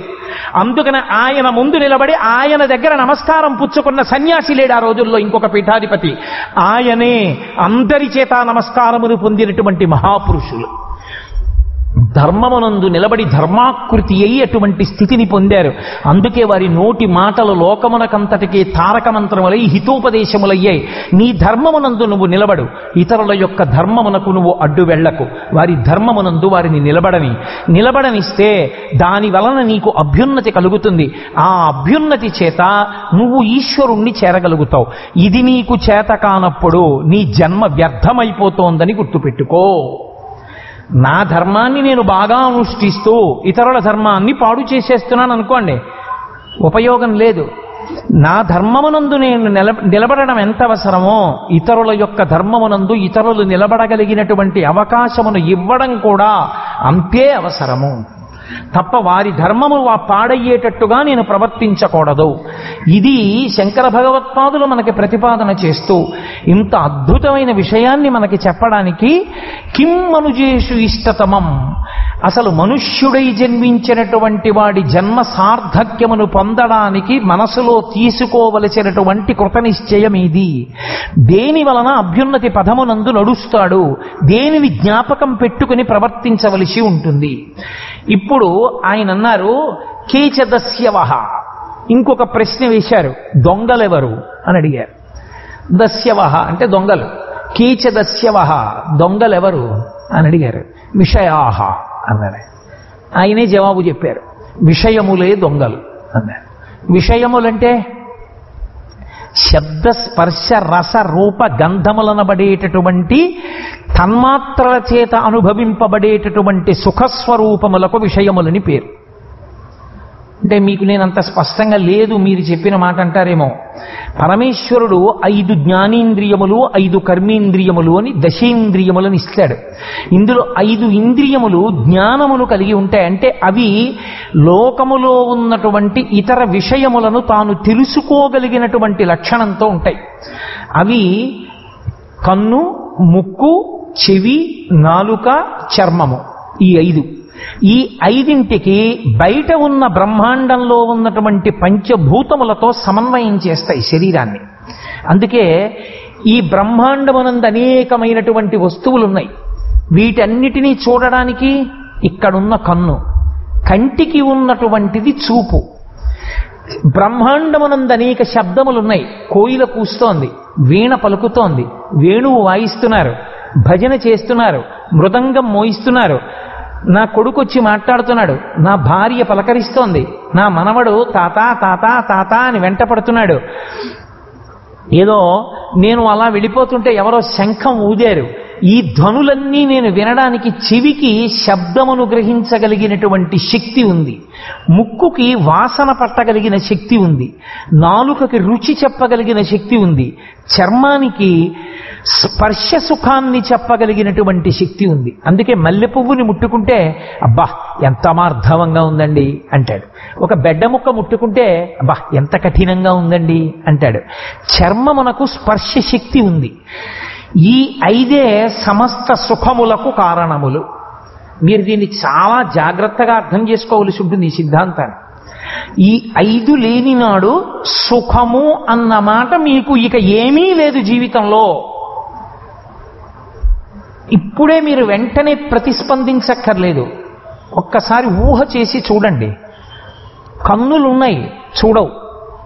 చెవులున్నాయి, వినవు. ముక్కుంది, వాసన చెప్పదు. నాలుకుంది, రుచి చెప్పదు. చర్మం ఉంది, స్పర్శ చెప్పదు. సుఖం ఏమైనా ఉందా ఇంకా మీకు? ఇక సుఖము దుఃఖము ఈ 2 ఉన్నాయా? అసలు ఏం లేవు. ఎందుకో తెలుసా? గుడి ఉంది, గోపురం ఉంది. ఎందుకు? కంటికి చూపు లేదుగా. ఏమిటి చూస్తారు మీరు? జలపాతం ఏం చూస్తారు? చెట్లు ఏం చూస్తారు? సభనేం చూస్తారు? నన్నేం చూస్తారు? కృష్ణ భగవానుడిని ఏం చూస్తారు? పుస్తకం ఏం చూస్తారు? నీ కొడుకునేం చూస్తావు? నీ భార్యనేం చూస్తావు? ఏం చూస్తావు? చూడడానికి ఏం లేదు. చూడడము అన్న వాటి చేత వచ్చేటటువంటి అనంతమైన సుఖములన్నీ ఆగిపోయాయి. చెవులు వినవు, ఇక నీకెందుకు ప్రవచనం? కన్నులు లేవు, ఎందుకు వాంగ్మయం? ఇంకెందుకు పుస్తకాలు? పుస్తకాలు చూడడానికి లేదు కాబట్టి చదవలేవు కాబట్టి చెప్పేవాడు లేడు. ఒకవేళ ఎవడైనా నోటితో చెప్పినా వినేవాడు లేడు, ఎందుకంటే చెవులు వినవు. ఇప్పుడు చెవులు లేవు కాబట్టి వేణునాదము, వీణానాదము, సంకీర్తనము, శంఖనాదము, పక్షి అరుపు, పసిపిల్లవాడి పిలుపు, నీ భార్య అనురాగముతో పిలిచినటువంటి పిలుపు, నీ శిష్యుని ఆర్తి నీకు అర్థమవుతాయా? ఆగిపోయే సుఖాలన్నీ. ముక్కుకి వాసన తెలియదు, దుర్వాసన కుక్క కళేబరం అక్కడున్నా నీకు తెలియదు, మల్లెపూల చెండు పెట్టినా నీకు తెలియదు. సుఖములన్నీ ఆగిపోయాయి వాసన సంబంధము. నిప్పు కణిక తీసుకొచ్చి ఇక్కడ పెట్టారు, ఇలా కాలిపోయి లోపలికి పుండు పడిపోతోంది, మాంసం కాలిపోతోంది, తనకి స్పర్శ తెలియదు. ఇప్పుడు నిప్పు పిడితే తెలుసా, ఏసీ ఉంటే తెలుసా, గాలేస్తే తెలుసా, ఉక్కపోస్తే తెలుసా, వర్షం పడితే తెలుసా, ఎండ కాస్తే తెలుసా, ఒళ్ళు కాలిపోతే తెలుసా, నీళ్లలో పడిపోతే తెలుసా? ఏం చేస్తే నీకు తెలుసు? చలిగాలేస్తే తెలుసా? ఇక సుఖమేమిటి? ఏమీ లేదు. నాలుక రుచి చెప్పదు కాబట్టి బొగ్గు కడిక తెచ్చి పెట్టాం, నవిలేస్తాడు అంతే. అదేమిటో తెలిస్తేగా. మిఠాయి పెట్టాడు, తినేస్తాడు, అదేమిటో తెలిస్తేగా. పండు పెట్టారు, తినేస్తాడు, అదేమిటో తెలిస్తేగా. ఇప్పుడు నాకు చెప్పండి, ఈ 5 తీసేస్తే బ్రహ్మాండములో సుఖములను మీరు అనుభవించగలరా? బ్రహ్మాండములో ఉన్న సుఖస్థానములను పిండాండము పొందుతుందా? పొందదు. ఇక లేవు. ఇక వాడి జీవితం ఏమిటి? ఏమో. ఇందులో కుక్షిలో ఆకలిస్తుంది, కళ్ళు లేవుగా, స్పర్శ తెలియదుగా, ఇలా ఇలా ఇలా ఇలా అంటాడు, ఏదో తగిలిందని తెలుస్తుందా? తెలియదు. ఇలా లాగి నోట్లో పెట్టుకుంటే తెలుస్తుందా ఏదో పెట్టుకున్నానని? తెలియదు. నవ్వులుతుంటే నవ్వులుతున్నానని తెలుస్తుందా? తెలియదు. ఏమో ఏదైనా ఏ కారణానికైనా కడుపు నిండితే నిండింది అనుకోవాలేమో, అంతే. అసలు ఎంత అస్తవ్యస్తమైపోతుందో ప్రపంచం మీరు ఆలోచించండి. ఇప్పుడు ఈశ్వరుడు కళ్ళు పెట్టాడు, కళ్ళు చూడడానికి కారణమేది? లోపల ఒక దీపం ఉంది, ఆ దీపపు కాంతి కంటి మీద పడితే కన్ను చూస్తోంది. లోపల ఒక దీపం ఉంది, ఆ దీపపు కాంతి చెవి మీద పడితే చెవి వింటుంది. లోపల ఒక దీపం ఉంది, దాని కాంతి పడితే దీనికి స్పర్శ తెలుస్తుంది. ఆ కాంతి పడితే నాలుక రుచి చెప్తుంది, ఆ కాంతి పడితే ముక్కు వాసన చెప్తుంది. అందుకే శంకరులు దక్షిణామూర్తి స్తోత్రం చేస్తూ నానాఛిద్రఘటోదర స్థిత మహాదీప ప్రభాభాస్వరం జ్ఞానం యస్యతు దక్షురాదికరణ ద్వారా బహిస్పందతే జానామీతి తమేవ భాంతమనుభాచ్చేతత్ సమస్తం జగత్ తస్మై శ్రీ గురుమూర్తయే నమ ఇదం శ్రీ దక్షిణామూర్తయే అన్నారు. ఒక దీపం పెట్టాడు, 5 కన్నాలు పెట్టాడు కుండకి, బోర్లించాడు, 5 కన్నములలోంచి కాంతి కొడుతోంది. కుండదా, కన్నాలదా, దీపందా? ఎవరిదా కాంతి? దీపంది. ఆ దీపం యొక్క గొప్పతనం ఏమిటంటే అది కంటి మీద పడితే కన్ను చూస్తుంది, చెవి మీద పడితే చెవి చూడదు, వింటుందంతే. దీనికి మధ్యలో చోటు ఓ 2 అంగుళాలు 3 అంగుళాలు, కానీ దీని కాంతి దీని మీద పడితే చూస్తుంది, దీని కాంతి దీని మీద పడితే వింటుంది. చాలా దగ్గరగా ఉన్నాను కదా అని కొద్దిగా కూడా ఇది చూడలేదు, కొద్దిగా కూడా ఇది వినలేదు. ఆయన నిర్మాణ వ్యవస్థ అటువంటిది. మహాశిల్పి పరమేశ్వరుడు అటువంటి శిల్పరచన చేశాడు. ఆ పరమేశ్వరుడు ఇంద్రియములను ఇచ్చాడు నీకు, 5 ఇంద్రియములను ఇచ్చాడు. వీటితో నువ్వు అనుభవించే సుఖములకే విషయములని పేరు. అందుకే విశేషేణ బధ్నాతీతి ఇది విషయ అంటుంది అమరకోశం. బాగా నీ చేత అనుభవింపచేయగలిగినవి, మత్తెక్కించగలిగినవి, లోకమునందు అనుభవిస్తున్నప్పుడు ఇక సమయము తెలియకుండా చేయగలిగినవేవో వాటికి సుఖములని పేరు. ఇప్పుడు నాకు ఒక మాట చెప్పండి, ఎవరు పెట్టమన్నారు అసలు ఈ 5 జ్ఞానేంద్రియాల్ని? ఎవరు పెట్టమన్నారు ప్రపంచంలో ఇన్ని సుఖస్థానాల్ని? పెట్టింది పరమేశ్వరుడా? బ్రహ్మాండంలో సుఖస్థానములను పెట్టినవాడు పరమేశ్వరుడా? వీటితో చూస్తేనేమో పాపం అన్నాడా దాన్ని? పైశాచికత్వం కాదు. పెట్టమనేవాడు చెప్పాడు, చూడొద్దనేవాడు చెప్పాడు.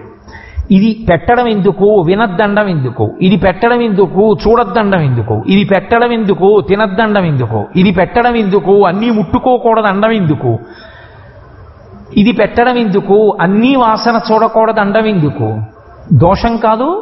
ఎందుకు ఈశ్వరుడు అలా మనల్ని వేధించడం? ఆయన వేధించలేదు. మీరు చాలా జాగ్రత్తగా పసిగట్టవలసిన రహస్యం ఒకటి ఉంది. ఈ 5టికి ఒక ధర్మం ఉన్నది. ఏమిటా ధర్మం అంటే చూచుట కంటికి ధర్మము. అది చూస్తే ఏమవుతుంది అంటే చూడకుండా అది ఉండదు. నేను కన్ను తెరిచి ఇలా తిప్పుతున్నాను అనుకోండి, నన్ను చాలా మంది అడుగుతుంటారు, ఏమండి నిన్న అక్కడే కూర్చున్నాను. నేను ఒక్కొక్కరిని ఏమయ్యా నిన్న వచ్చావా నువ్వు సభకి అంటుంటాను. ఇవాళ నేను మా ముత్యాల సత్యనారాయణ అడిగా, ఏమయ్యా నేను సభకు వచ్చావు నువ్వు అన్నాను. అదేంటంటే మీ పక్కనే ఉన్నాను కదా అంటాడు. చాలా మంది అనుకుంటారు నేను ఇలా తల తిప్పుతున్నాను కదా అని మీ అందరినీ నేను చూస్తున్నాను అనుకుంటారు. యథార్థమునకు నేను ఈ సభలో చాలా మంది నా దృష్టిలో ఉండరు. ఎందుకుంటారో తెలుసా? వీళ్ళందరూ నా దృష్టిలో ఉంటే నా మనసులో విషయం ఏముంటుంది, ఇక నేనేం చెప్పను. నా అంతర్దృష్టి పైకి కన్నులు చూడడం ధర్మమై చూస్తూ ఉంటాయి, కానీ దాన్ని మనసు పట్టుకోదు. మనసు పట్టుకునే ప్రక్రియ ఇంకొక దాని మీద పడి ఉంటుంది, దాన్ని పట్టుకుని లాగుతూ ఉంటుంది మనసు. ఏదో ముఖం తిరుగుతూ ఉంటుంది, కళ్ళు చూస్తుంటాయి తప్ప ఎవరిని చూస్తున్నాను ఏమిటి అన్నది ఎప్పుడో ఆ అవసరం ఏర్పడితే స్ఫుటముగా గుర్తిస్తుంది. కానీ 4-5 మిగిలిన వాళ్ళందరినీ గుర్తించి అది దృష్టిలో పెట్టుకోదు. చూడడం ధర్మం కన్ను చూసేస్తుంది, వినడం ధర్మం చెవి వింటుంది, కానీ మనసులోకి వెళ్ళదు. దీనికి స్పర్శ ధర్మం తగులుతుంది, కానీ ఇది పట్టించుకోదు. ఇప్పుడు ఈ ఇంద్రియములతో నిజానికి ఆనందమును సుఖాన్ని అనుభవించేది ఎవరు? ఇంద్రియము కాదు, మనసు. అది ఏం చేస్తుందంటే పెద్ద తమాషా చేస్తుంది. కాసేపు కంటిని పట్టుకుని సంతోషంగా చూడండి, మాదక ద్రవ్యానికి అలవాటు పడిపోయిన వాడు ఉంటాడు, వాడు నాడీ మండలాన్ని మత్తెక్కించుకుని పడుకుంటాడు. ఆ మత్తు విరిగిపోయింది అనుకోండి మళ్ళీ మాదక ద్రవ్యం ముచ్చుకుంటాడు. అలా కన్ను తెరిచి కాసేపు అలా సుఖాలు అనుభవించు. కాబట్టి ఇప్పుడు అన్నీ చూస్తూ ఉంటాడు. చూసి ఏమవుతాడంటే మనసు దాని వలన ఉద్రేకమును పొందుతూ ఉంటుంది. మనసు ఉద్రేకమును పొందడము కొరకు చూస్తూ ఉంటాడు. చెవితో మనసు ఉద్రేకమును పొందడానికి వింటూ ఉంటాడు. దీనితో మనసు ఉద్రేకమును పొందడానికి తింటూ ఉంటాడు. దీనితో మనసు ఉద్రేకమును పొందడానికి ముట్టుకుంటూ ఉంటాడు. దీనితో మనసు ఉద్రేకమును పొందడానికి వాసన చూస్తూ ఉంటాడు. ఇదే వ్యక్తి ఇంకొక ఆయన ఉన్నాడు, ఆయన మనసు గెలిచాడు, ఆయన చెప్పు చేతల్లో ఉంటుంది మనసు. ఇప్పుడు ఆయన చూశాడు ఇలాగా, ఆయన మనసు ఉద్రేకం చెందదు, ఏమీ ఉద్రేకం చెందదు ఆయన మనసు. ఆయన ఏదో చూశాడు. సాధారణంగా అలాంటిది చూస్తే ఎవరికైనా మనసు ఉద్రేకం చెందుతుంది. ఒక ఉదాహరణ నేను చెప్పాలనుకోండి, ఒక కిటికీ గొప్ప ముత్యాలు వజ్రాలు వైఢూర్యాలతో కూడినటువంటి జాలు కట్టారు. ఎవరైనా ఇలా చూశారనుకోండి అబ్బా అంటారు. ఒక ఆయన ఇలా చూసి పట్టించుకోడు. ఎందుకనంటే ఆయనకి భగవంతుని మీద ఉన్నటువంటి సంతోషం అలాంటి వాటి మీద లేదు. ఆయన వెళ్ళిపోతాడు. సుందరకాండలో హనుమ వెళ్ళిపోయారు అలా. ఆయన పట్టించుకోలేదు. సవీష్మజాలం బలవన్ దదర్శ వ్యాసక్త వైఢూర్య సువర్ణజాలం యథామహత్స్రావృషి మేఘజాలం విద్యుచ్చినద్ధంస విహంగజాలం. ఇది సీతమ్మ కాదు, వదిలిపెట్టి వెళ్ళిపోయారు ఆయన. మిగిలిన వాళ్ళు అబ్బా ఏం పరదా అన్నాడు.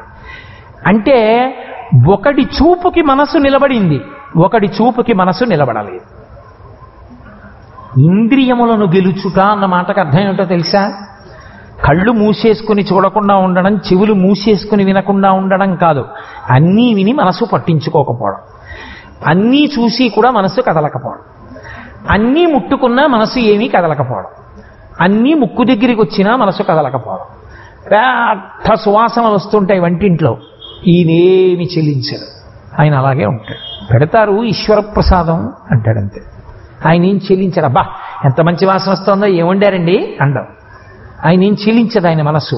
అది పరమేశ్వరార్పణం కావాలి, నివేదన చెయ్యాలి. కాబట్టి పరమేశ్వరుడు తిన్నాక నేను ఉచ్ఛిష్టంగా తినాలి, అంతేగాని అబ్బా ఎంత వాసన బాగుందో అంటే నేను సగం తినేసినట్టే, ఇంగిలి ఆయనకి పెట్టనా. అందుకని నేను అలా అనకూడదు. పరమేశ్వర భక్తి చేత కదలదు ఆయన మనసు.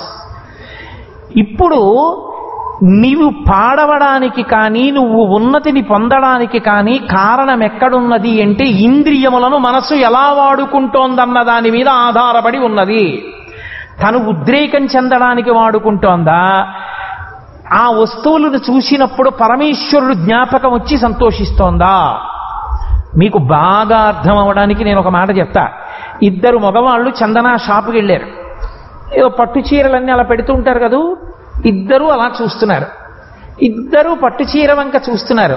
పచ్చటి పట్టుచీర, నా 2 అరిచేతులు ఇలా పెడితే ఎంత ఉంటుందో అంత పెద్ద బోర్డర్ ఆకుపచ్చగా.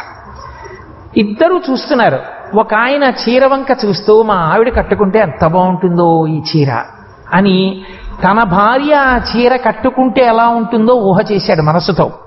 ఇంకొక ఆయన రేపు శుక్రవారం నేను మానసిక పూజలో ఇది పరదేవతకి సమర్పిస్తాను, నా తల్లి ఈ పచ్చటి పట్టుపుట్టం కట్టుకుని ఈ ఆకుపచ్చ అంచులోంచి ఎర్రని తన పాదములను బయట పెట్టినప్పుడు నేను సన్నజాజి పూలతో పూజ చేస్తే పచ్చటి పట్టుచీర, ఆకుపచ్చటి అంచు, ఆ పారాణి, ఆ పసుపు, దాని మీద తెల్లని జాజిపూలు, నా తల్లి పాదాలు ఎలా ఉంటాయో అని ఊహిస్తున్నాడు. ఇద్దరి కళ్ళు చూస్తున్నాయి. ఇద్దరి కళ్ళు ఒక్క పచ్చటి పట్టుబట్టనే చూస్తున్నాయి చందనా చీరలో. ఒకడు మెట్లు ఎక్కుతున్నాడు, ఒకడు ఎక్కడున్నాడో అక్కడే ఉన్నాడు. భార్యని ఊహించాడు కాబట్టి తప్పేం కాదు, కిందకి మాత్రం వెళ్ళలేదు, తప్పు కాదు, భార్య యందు దోషం రాదు. కానీ ఒకడు మెట్లు ఎక్కాడు, ఒకడు ఎక్కడున్నాడో అక్కడే ఉన్నాడు. నేను ఇంత పరమ పవిత్రమైన వేదిక మీద కూర్చుని నేను నా నోటితోనను, ఇంకొక రకంగా ఎవడైనా ఊహ చేస్తే వాడు కిందకి జారిపోయాడు. ఇప్పుడు కంటిది తప్ప మనసుది తప్ప నాకు చెప్పండి. కన్ను పాడు చేసిందా మనసు పాడు చేసిందా? కన్ను పాడు చేయలేదు, మనసు పాడు చేసింది. కన్ను నిన్ను ఎప్పటికీ పాడు చేయలేదు, చెవి ఎప్పటికీ పాడు చేయలేదు, నీ మనసు శుద్ధముగా ఉంటే. మన ఏవ మనుష్యాణం కారణం బంధమోక్షయోహో. అందుకనే గీతాచార్యుడు అంటాడు, బంధనమునకు కాని మోక్షమునకు కాని కారణము మనస్సు ఒక్కటే. మనసు ఈ ఇంద్రియాలను అడ్డు పెట్టుకుని విషయములను సుఖములను అనుభవిద్దాం ఉందనుకోండి, దాని గమ్మత్తు ఎక్కడుందంటే దీనితో చూసిన దానిని కన్ను మూసి లోపల తనదిగా వాడుకోగలదు, మనస్సుతో పాపం చెయ్యగలడు. ఒకరి మెడలో ఇంతంతలా రుద్రాక్షలు పైన కింద బంగారంతో కట్టబడి ఆయన కష్టపడి వేసుకున్నాడు రిటైర్మెంట్ డబ్బుతో. నేను ఆ రుద్రాక్షల వంక చూశా, అబ్బా ఇలాంటి రుద్రాక్షలు నాకుంటేనా అనుకున్నాను. వెంటనే నేను చొక్కా బనీను విప్పేసి ఉత్తరీయం వేసుకుని నేను ఆ రుద్రాక్షలతో ఉంటే ఎలా ఉంటానో ఊహ చేసుకున్నాను. ఇప్పుడు మానసికంగా ఆయన రుద్రాక్షలను నేను నా మెడలో వేసేసుకున్నానా లేదా? నేను ఒక పవిత్రమైనటువంటి ఉదాహరణ కొరకు రుద్రాక్షమాల దగ్గర ఆగిపోయాను అని మీరు గుర్తుపెట్టుకోవాల్సి ఉంటుంది. అలా నీకు లోకంలో ఏది అందంగా కనపడినా అవన్నీ నీవిగా నీ మనసుతో భావన చేసినవన్నీ ఇంద్రియాల తప్పు కాదు, నీ మనసు తప్పు. చూసినవన్నీ నీవి చేసుకోవాలనుకోవడమే రావణ ప్రవృత్తి. చూసిన వాటన్నిటి యందు ఈశ్వర విభూతిని చూడడమే రామచంద్రమూర్తి ప్రవృత్తి. నీకు ఒక అందమైన స్త్రీ కనపడింది, నా తల్లి కామాక్షి అన్నావు. నీకు అందమైన మగవాడు కనబడ్డాడు, నా తండ్రి రామచంద్రమూర్తి అన్నావు. నీకు ఒక గొప్ప పట్టు పంచె కనపడింది, నా తండ్రి పరమశివుడు కట్టుకుంటే ఎలా ఉంటుందో అన్నావు. అదే రుద్రాక్షమాల పరమశివుడి కంఠానికి అలంకారం చేస్తే ఎలా ఉంటుంది అని ఊహ చేశావు, నువ్వు మెట్లు ఎక్కావు. నీ కంటితో చూడడంలో దోషం లేదు, నీ మనసు ఎలా ప్రతిస్పందిస్తోందన్న దాని మీద నీ అభ్యున్నతి ఆధారపడింది. అందుకే గురువులు శిష్యుల్ని తరచేమని అడుగుతారో తెలుసా? ఏం కల వస్తోందిరా నీకో అంటారు. కలలో ఏది కనపడుతోందో దాన్ని బట్టి మనసు ఎక్కడ నిలబడుతోందో తెలుస్తుంది. ఎన్ని విన్నా కల ఇంకోటి ఏదో వస్తోందనుకోండి, మరి మనసు అక్కడ ఉంటోందని గుర్తు. మనసు కాశీని చూపిస్తోంది, మనసు ప్రవచనాన్ని వినిపిస్తోంది. నాతో కొంతమంది అంటుంటారు, ఏమంటే రాత్రి 2ంటికి తెలవచ్చేటప్పటికి మీరు ఇంకా చెప్తున్నవే చెవిలో వినపడుతున్నాయండి అంటుంటారు. అంటే మనసు నిద్రయందు కూడా ఇంకా ఈ సభ నా వాక్కులను పట్టుకుని ఉండిపోయిందంటే మనసంత అనురక్తిని పొందింది. ఆ మనసు ఎప్పుడు అలా నిలబడిందో అప్పుడు నువ్వు అనుగ్రహాన్ని పొందేశావు ఈశ్వరుడిది. అందుకే భ్రమన్ సర్వతీర్థేషు స్నాత్వా స్నాత్వా పునః పునః నిర్మలం మనో యావత్ తావత్ సర్వం నిరర్ధకం అన్నాడు వ్యాసుడు. ఎన్ని తీర్థాలు తిరుగు, ఎన్ని క్షేత్రాలకెళ్ళు, ఎన్ని తీర్థాల్లో స్నానం చేయి, ఎన్ని నదుల్లో మునకవి, నీ మనసు ప్రక్షాళన కానప్పుడు అవన్నీ నిరర్ధకమైపోతున్నాయి. నీ మనసు ప్రక్షాళన కావాలి, నీ మనసు పాలకుండలా ఉండడాన్ని నువ్వు అభ్యాసం చెయ్యాలి. అది లేనప్పుడు ఉపయోగం లేదు. ఒక గడుసు కవి ఓ మాట అన్నాడు, గొరుగు చుందురు దుచ్చు కొన్ని 100 సార్లు దాని పాపమేమో కానరాదు, అఖిల పాపములకు నిలయమైన మనసు గొరగడేమి మానవుండు అన్నాడు. ఎందుకు ఎన్ని మాటలు ఇచ్చేస్తావు తలనీలాగా? నేనేం తప్పు పట్టట్లేదు ఇవ్వడాన్ని, కానీ మనసు గొరుగు అంటే మనస్సుని బాగా ప్రక్షాళన చెయ్యి. దాన్ని ప్రక్షాళన చేస్తే అభ్యున్నతిలోకి ఎడతావు. నీ ఇంద్రియములు ఏవి చూస్తున్నావు? లోకంలో ఎన్ని సంవత్సరాలు నువ్వు కళ్ళు మూసు కూర్చుంటావు?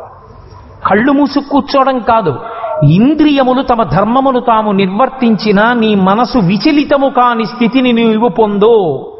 అంతే, నువ్వు ఉన్నతికి వెళ్ళిపోయావు.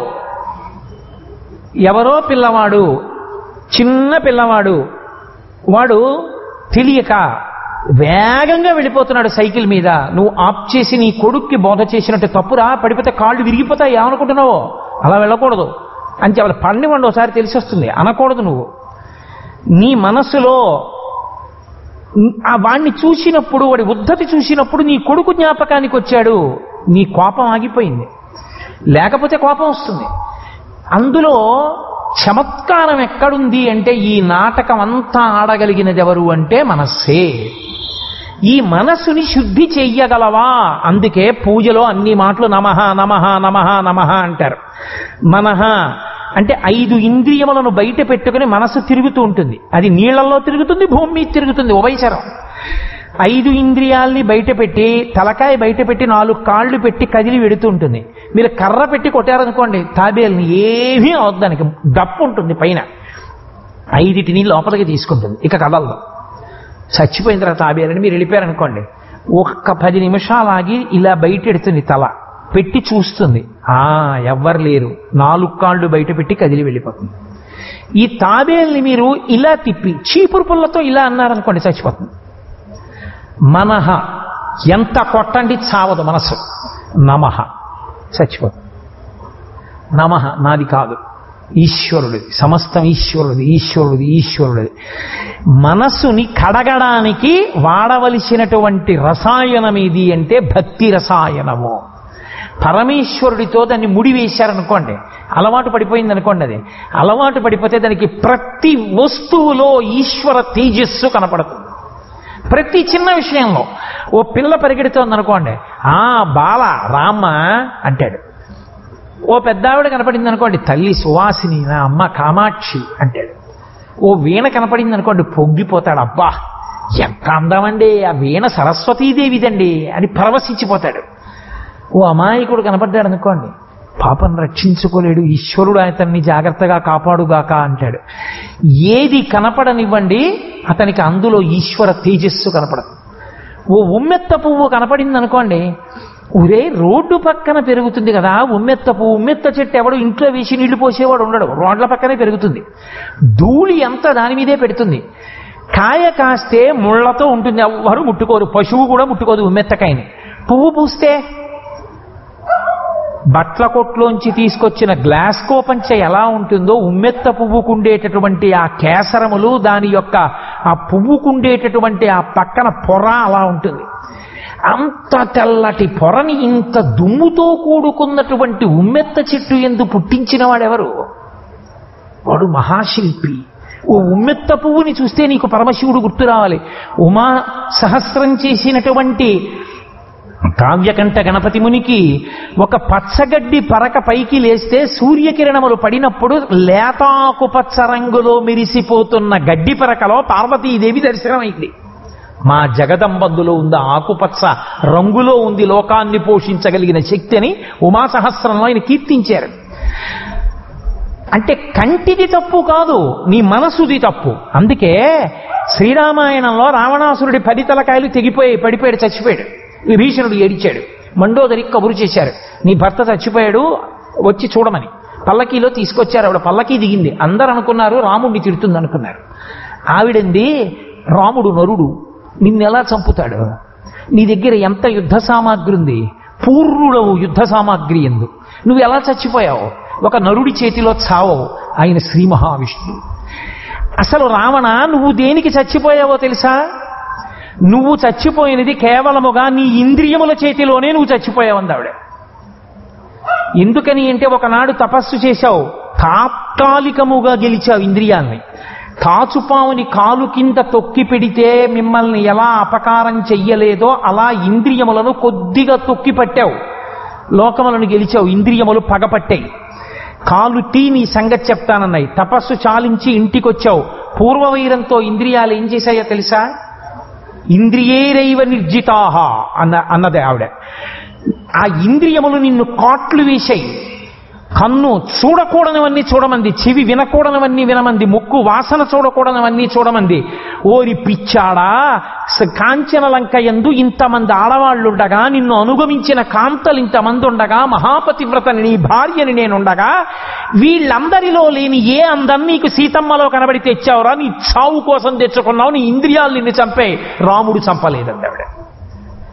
ఇంద్రియములనేటటువంటివి అంత ప్రమాదకరం. అందుకే ప్రహ్లాదుడు అంటాడు, లోకములన్నీయున్ గెలిచినాడవు, ఇంద్రియానీకము చిత్తమున్ గెలువనేరవు, నిన్ను నిబద్ధు చేయు భీషణ శత్రురార్బుర ప్రభిన్నుల చేసిన ప్రాణికోటిలో నీకు విరోధి లేడొకడు, నిర్పున చూడుముదనవీశ్వర అంటాడు. ఏమిటో నాన్న అన్నీ గెలిచానంటావు, నీ ఇంద్రియాలు నీ మనస్సు నువ్వు గెలవలా, కాబట్టి నాన్న వాటిని గెలు నాన్న అన్నాడు. ఇంద్రియముల యొక్క లక్షణమేమి అంటే, మనసు ఈ ఇంద్రియములతో మార్చి మార్చి మార్చి మార్చి సుఖానుభూతిని కోరుతుంది. మనసు ఇంద్రియములతో కలిసి మగత మత్తెక్కించేటటువంటి లక్షణంతో అనుభవింపచేసిన వాటినే విషయములని పిలుస్తారు. ఈ విషయముల స్థాయిలో కాని నిలబడిపోతే ఏమిటి శంకరాచార్యుల వారికి బాధ అంటారేమో, మనుష్య జన్మకి పునర్జన్మని పరమేశ్వరుడు తాను నిర్ణయించాడు. మీరు బాగా గుర్తుపెట్టుకోవాలి, మనుష్యుడిగా పుట్టిన వాడికి పునర్జన్మ ఏదిగా పుడతాడు? మళ్ళీ ఈశ్వరుని యొక్క ప్రమేయము ఉండదు. ఎవరిదో తెలుసా ప్రమేయం? ఆఖరి ఊపిరి తీసినప్పుడు మనసు కదిలిన ఆఖరి కదలికలో మీరు ఎవరిని స్మరించారో ఆ స్మరణని బట్టి పునర్జన్మ. నేను నిన్న మీతో మనవి చేశా, మనసు ఊపిరి మీద ఆధారపడుతుంది. ఊపిరి ఎంత వేగంగా తీసి విడిచిపెడితే మనసు అంత వేగంగా కదులుతుంది. ఇప్పుడు ఆఖరి కదలిక ఊపిరి తీయడమో ఊపిరి విడిచిపెట్టడమో జరిగింది. మనసు ఏం చేస్తుందంటే ఇంద్రియ శక్తులను మూట కట్టుకుని ఏదో ఒక కన్నంలోంచి బయటికి వెళ్ళిపోవడానికి తిరుగుతుంది, ఏదో రోమకూపంలోంచి కూడా బయటికి పోతుంది. ఆ వెళ్ళిపోయేటప్పుడు అది ఏం చేస్తుందంటే ఆఖరణ తనకి అత్యంత ప్రీతిపాత్రమైనదేదో దాన్ని స్మరిస్తుంది. ఆ స్మరణాన్ని ఈశ్వరుడు అడుగుతాడు, ఒరే నీకు 78 సంవత్సరముల ఆయుర్దాయం ఇచ్చాను, బతికావు భూమండలం మీద, ఆఖరణ దీన్ని స్మరించావురా అని అడుగుతాడు. కాదు అని ఆయన్ని బుకాయించడం మీ వలన నా వలన అయ్యే పని కాదు. అయ్యా ఆఖరణ నా LIC పాలసీ గురించి ఆలోచించాను, దాని మీద డబ్బు వస్తుంది, అయ్యో నేను అనుభవించలేకపోయాననేగా, ఆ డబ్బుని పట్టుకెళ్ళి నీ కొడుకు ఏ బీరువాలో పెడతాడో ఆ బీరువా కింద ఉన్న చీకటిలో జిర్రివై బతుకు, విషక్రిమి అయి జన్మిస్తాడు. ఆఖరికి కొడుకు చెప్పెట్టి కొట్టి చంపేస్తాడు. ఈ మనసుకున్న గొప్ప లక్షణం ఏమిటో తెలుసా అండి? అది ఎప్పుడు నాటకం ఆడినా రెండిటితోనే ఆడుతుంది. రుచి వాసన, ఈ రెండిటితో ఆడుతుంది. రుచి అంటే తను పూర్వం అనుభవించని సుఖమేదో దాన్ని ఇంద్రియాల్లో ఏదో ఒక ఇంద్రియాన్ని పిలిచి అది అనుభవింపచేయి చూస్తానంటుంది. ఇప్పుడు కొంతమంది చూడండి, ఈ పళ్ళు మనకి దొరకవండి అంటాడు, ఏ కాశీయో వెళ్ళి. అన్నవాడు ఏం చేయాలి? తనకు అవసరమో కాదో చూసుకోవాలి కదా. అవసరమో కాదో చూడకుండా ముందు ఏం చేస్తాడంటే దీనికోసం తాగేస్తాడు. అంటే మనసు పుచ్చేసుకో ఉంటుంది.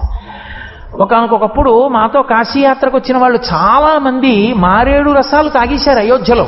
ఎందుకు మారేడు పళ్ళ రసం తాగేసి అస్వస్థులైపోయారు కొంతమంది. ఎందుకు తాగేయడం అంటే, మనసు మనకి దొరకదు, ఇక్కడ పుచ్చేసుకోండి అందరూ అని పుచ్చేసుకున్నారు. మనకి దొరకకపోతే ఇక్కడ ఎందుకు పుచ్చేసుకోవడం? అంత పుచ్చుకోవాలంటే ఒక్క చుక్క పుచ్చుకో చాలు. అది కూడా మారేడు రసం కాబట్టి. అలా ప్రతిదీ పుచ్చుకోకూడదు, ఒక్క చుక్క, ఒక్క మారేడు రసం కాబట్టి ఆ మాట అన్నాను నేను. కాబట్టి ఇప్పుడు మనసుకున్న లక్షణం ఏమిటంటే రుచి. ఎక్కడెక్కడ ఏమున్నాయో అవన్నీ తెలుసుకో తెలుసుకో తెలుసుకో ఉంటుంది. ఓ పువ్వు ఎవరో అక్కడ పెట్టారనుకోండి, వాడు అది పువ్వు, దాన్ని తీసుకెళ్ళి ఈశ్వర పాదాల మీద పెట్టడు అంటాడు. ఎందుకు అంటే మనసు అంటుంది ఆ పువ్వు ఏమిటి ఎప్పుడు చూడలేదు, ఒకసారి వాసన చూడు, సుఖం అది తెలుసుకోవాలి, రుచి ఎలా ఉంటుందో వాసన రికార్డ్ చేస్తుంది. ఆ జాజి పువ్వు సువాసన ఇలా ఉంటుందంటే అని ఆ వాసన వచ్చిందనుకోండి, ఇక్కడెక్కడన్నా జాజి పందిరి ఉంది ఏంటండి అంటాడు. అంటే వాసన గతంలో అనుభవించిన రుచిని లోపల దాచుకుంటుంది, దాచుకుని మళ్ళీ అడుగుతుంది. ఓసారి తిన్నాడు సీతాఫలం, సీతాఫలాలు రావట్లేదు ఏంటండి అంటాడు. అంటే రుచి వాసన, రుచి వాసన, రుచి వాసన ఈ రెండిటిని మార్చి మార్చి మార్చి మార్చి అనుభవించి ఆఖరికి ఎక్కడో అక్కడ ప్రీతిజనకమై విశేషమైన వ్యామోహంతో ఒకదాని మీదో నాలుగింటి మీదో ఉండిపోతుంది. ఆఖరికి వెళ్ళేటప్పటికీ ఎంతో ప్రీతి భార్య అంటే, ఎంతో ప్రీతి కొడుకంటే, ఎంతో ప్రీతి డబ్బంటే, ఎంతో ప్రీతి భోజనం అంటే. ఆఖరి స్మరణ ఏం చేస్తుంది అంటే, దేని మీద ఎక్కువ వాసన పెట్టుకుందో, ప్రీతి పెట్టుకుందో దానిని స్మరిస్తూ వెళ్ళిపోతుంది. ఆ స్మరణకి అనుగుణమైనటువంటి ఉపాధిని ఈశ్వరుడు ఇస్తాడు. దీంట్లో ఉంటే ధర్మంతో ఉండాలి. నీకెందుకురా, ఉండలేవుగా, ఉన్నావుగా, 78 ఏళ్ళు ఏమిటి ధర్మంతో ఉన్నావు నువ్వు? నీకు భోజనం కదా కావాలి, నీకు తింటూ ఉండాలి. గబగబ గబగబ తింటూ ఉండడం, కూర్చుంటూ ఉండడం, ఏది కనపడితే తినేయడం అంతే. ఓ కుక్క వైపు కూడా ఉండదు. అందుకే ఇద్దరు కుక్కలా కలియబడి తింటాయిట్రా అంటారు. తినడం అంటే ఓ పద్ధతి ఉంటుంది మనిషికి. ఓ విస్తరి వేసి వడ్డన చేస్తున్నారనుకోండి, అసలు వండిన వాళ్ళకి అన్నీ వేసాడో లేదో వాడు చూడాలా? వీడికి అప్పడం వేశానా, వీడికి లడ్డూ వేశానా, వాడికి తెలియాలా? వాడు వెయ్యా, వీడి తినయ్యా. వాడు వచ్చి అడగాలి, ఏమన్నా మీకు బూరి వేసామా అండి అని. తినేసానండి అంటాడు. ఇంకా ఈ ఎడం చేత్తో అప్పడం పట్టుకుని ఇది కొరుకుతూ ఇలా తింటాడు. చూడడానికే చాలా అసహ్యంగా ఉంటుంది. నువ్వు మనిషివి కదా, కుడి చేత్తో అప్పడం ముక్క విరుచుకు తినలేవు, ఎడం చేత్తో అప్పడం పట్టుకుని కొరుకుతూ తినడం ఏమిటి అంటే దానికి నీతి ఉండదు. అలా తిన్నావుగా, ఆ తిండి మీదేగా ధ్యాస. అలా తినేది ఎవరో తెలుసా? కలియబడి తినేసింది అంటారు, కుక్కెత్తుకుపోయింది అంటారు. హాయిగా అందులో ఉండు, అదొకటే ధర్మం నీకు. అప్పుడు నీకు ఇంకా తప్పు ఒప్పు ఏం లేవు. చక్కగా నీకు ఏది కనపడితే దాని మీద కలియబడి తింటుండు. ఇంకో కుక్క వచ్చి మీద పడితే పారిపోతుండు. అదేగా ఇన్నాళ్ళు చేసింది. ఇప్పుడు చేసుకో హాయిగా, ఇంకా నీకు గొడవ లేదు, నీ వ్యామోహం తీరిపోతుంది. ఆఖరి స్మరణను అనుసరించి కుక్క ఉపాధిలోకి వెళ్ళాడు. ఇప్పుడు దేని వలన? మనస్సు ఏ రుచి వాసనలకు కట్టుబడిందో, ఏ సుఖములకు అలవాటు పడిపోయిందో ఇంద్రియములను వాడుకుని తదనుగుణమైనటువంటి ఉపాధిలోకి కిందకి జారిపోయాడు. మరి ఎలా మార్చడం? ఇదే భాగవతం దశమస్కంధంలో కృష్ణ పరమాత్మ ధేనుకాసుర సంహారము అని చేస్తారు. ఒక వెలగ చెట్టు ఉంటుంది, బోలెడన్ని పళ్ళు పండు ఉంటాయి. దానికి ఒక రాక్షసుడు ఆవహించి ఉంటాడు. ఒక దూడ ఉంటుంది, దానికి ఒక రాక్షసుడు ఆవహిస్తాడు. అది 1,00,000 ఆవు దూడల్లో ఒక దూడగా వచ్చాడు ఆ రాక్షసుడు. కృష్ణుడు చూశాడు, దానిలో రాక్షసుడు ఉన్నాడు, దీనిలో రాక్షసుడు ఉన్నాడని గోపాల బాలురందరినీ పిలిచాడు. చూడండిరా ఈ కొత్త దూడ అన్నాడు. ఏమీ తెలియనట్టు దగ్గరికి వెళ్ళి దాని వీపు రాసి దానిలో రాక్షసుడు ఉన్నాడు కాబట్టి ఆయన అన్నాడు, ఇది ఒక మంచి లేగ వినుడెంతయు నొప్పెడి నంచుడాసి తత్పదములు తోకయున్ బిగియగట్టి చలంగి వెలంగి మానితో గదియగ నొక్క పెట్టుకొని చంపె కుమారుడు లేగ రక్కసిన్ గుదులు కొనంగ బాలకులు కోయని అర్వన కర్వలీలతో అన్నారు పోతన గారు. చూడండిరా ఈ దూడన్నాడు. దగ్గరికి వెళ్ళాడు, దాని తోక పట్టుకుని 4 కాళ్ళు దగ్గరికి పెట్టి తోకతోనే కట్టి పట్టుకుని గిరగిరా తిప్పి పళ్ళతో ఉన్న వెలగ చెట్టు కేసి కొట్టాడు. వెలగ చెట్టు చచ్చిపోయింది, దూడ చచ్చిపోయింది. 2 రాక్షసులు చచ్చిపోయారు. ఎందుకు అంటే వెలగపండు వాసన. వెలగపండుని మీరు దాచలేరు. వెలగపండు ఇంట్లో పెడితే వాసన తెలిసిపోతుంది. దూడ రుచి. ఆవు దూడ చూడండి, కనపడ్డ ప్రతీది ఇలా ఇలా ముట్టితో ముట్టుకుని కొరుకుతుంది, తింటుంది, మట్టి కూడా తింటుంది. అన్నీ తినేసి ఆరోగ్యం పాడు చేసుకుంటుందని బుట్ట కట్టేస్తారు ఆవు దూడ నోటికి. వెలగపండు వాసన దాచలేరు. అదే మనస్సు. మనస్సుకున్న రుచి వాసన ఆవు దూడ వెలగపండు. ఈ మనసు అస్తమానం సుఖములను అనుభవించి రుచి వాసన రుచి వాసన రుచి వాసన అంటూ పునర్జన్మలలో హీనోపాదులలోకి వెళ్ళిపోకుండా రక్షించగలిగినటువంటి శక్తి కలిగినటువంటి వాడై శరణాగతి చేత రక్షించేవాడు శ్రీకృష్ణ పరమాత్మని చెప్పడానికి ఆయన ఆవు దూడని వెలగచేసి కొట్టి చంపాడు. అందుకని కృష్ణ లీల అయింది బాలలీలలోది. అంటే రుచి వాసనతో నడిపించేటటువంటి మనసు అంత ప్రమాదకరమైనది. ఎప్పుడు అది కేవలముగా విషయముల యందు నిలబడిపోతే, ఇంద్రియములను వాడుకుని సుఖాలను అనుభవించడమే అలవాటు చేసేసుకుందనుకోండి, నల్లమందుకు అలవాటు పడిన నెమలిలా. రామకృష్ణ పరమహంస అంటారు, ఒక నెమలి ఉండేది. మధ్యాహ్నం 12 గంటలకు ఒకసారి కాస్త నల్లమందు ఇంత పూసంత చేసి అక్కడ పెట్టారు. తింది ఆ నెమలి. మరునాడు 12 గంటలకు వచ్చి క్రాంఖణం చేసింది. అలవాటు పడింది మాదక ద్రవ్యానికి. మళ్ళీ నల్లమందు పెట్టారు. 12 అయ్యేటప్పటికీ నల్లమందు పెట్టకపోతే నెమలి కొట్టుకుపోయేది. ఇంద్రియములతోటి సుఖములను అనుభవించడానికి మనసును అలవాటు చేసేస్తే ఆ సుఖముల కోసం మనసు అలా వెంపర్లాడిపోతుంది. మరి ఎలా దీన్ని మార్చడం అంటే భక్తితో జీవనమును ప్రారంభము చేయుట. భక్తిని కలిపేశారనుకోండి తీసుకొచ్చి మనసుకి, అది లొంగుతుంది, దానికి అలవాటు ఉంది. అది పసిపిల్లాడి లాంటిది, మీరేమిస్తే అది పుచ్చుకుంటుంది, దానికి అలవాటు ఉంది. మీరు భక్తి అలవాటు చేశారనుకోండి, ఏదైనా ఈశ్వరుడితో ముడి అన్నారనుకోండి మీరు, అది మొదట్లో ప్రతిఘటిస్తుంది, వీళ్ళేది కుదరదంటుంది.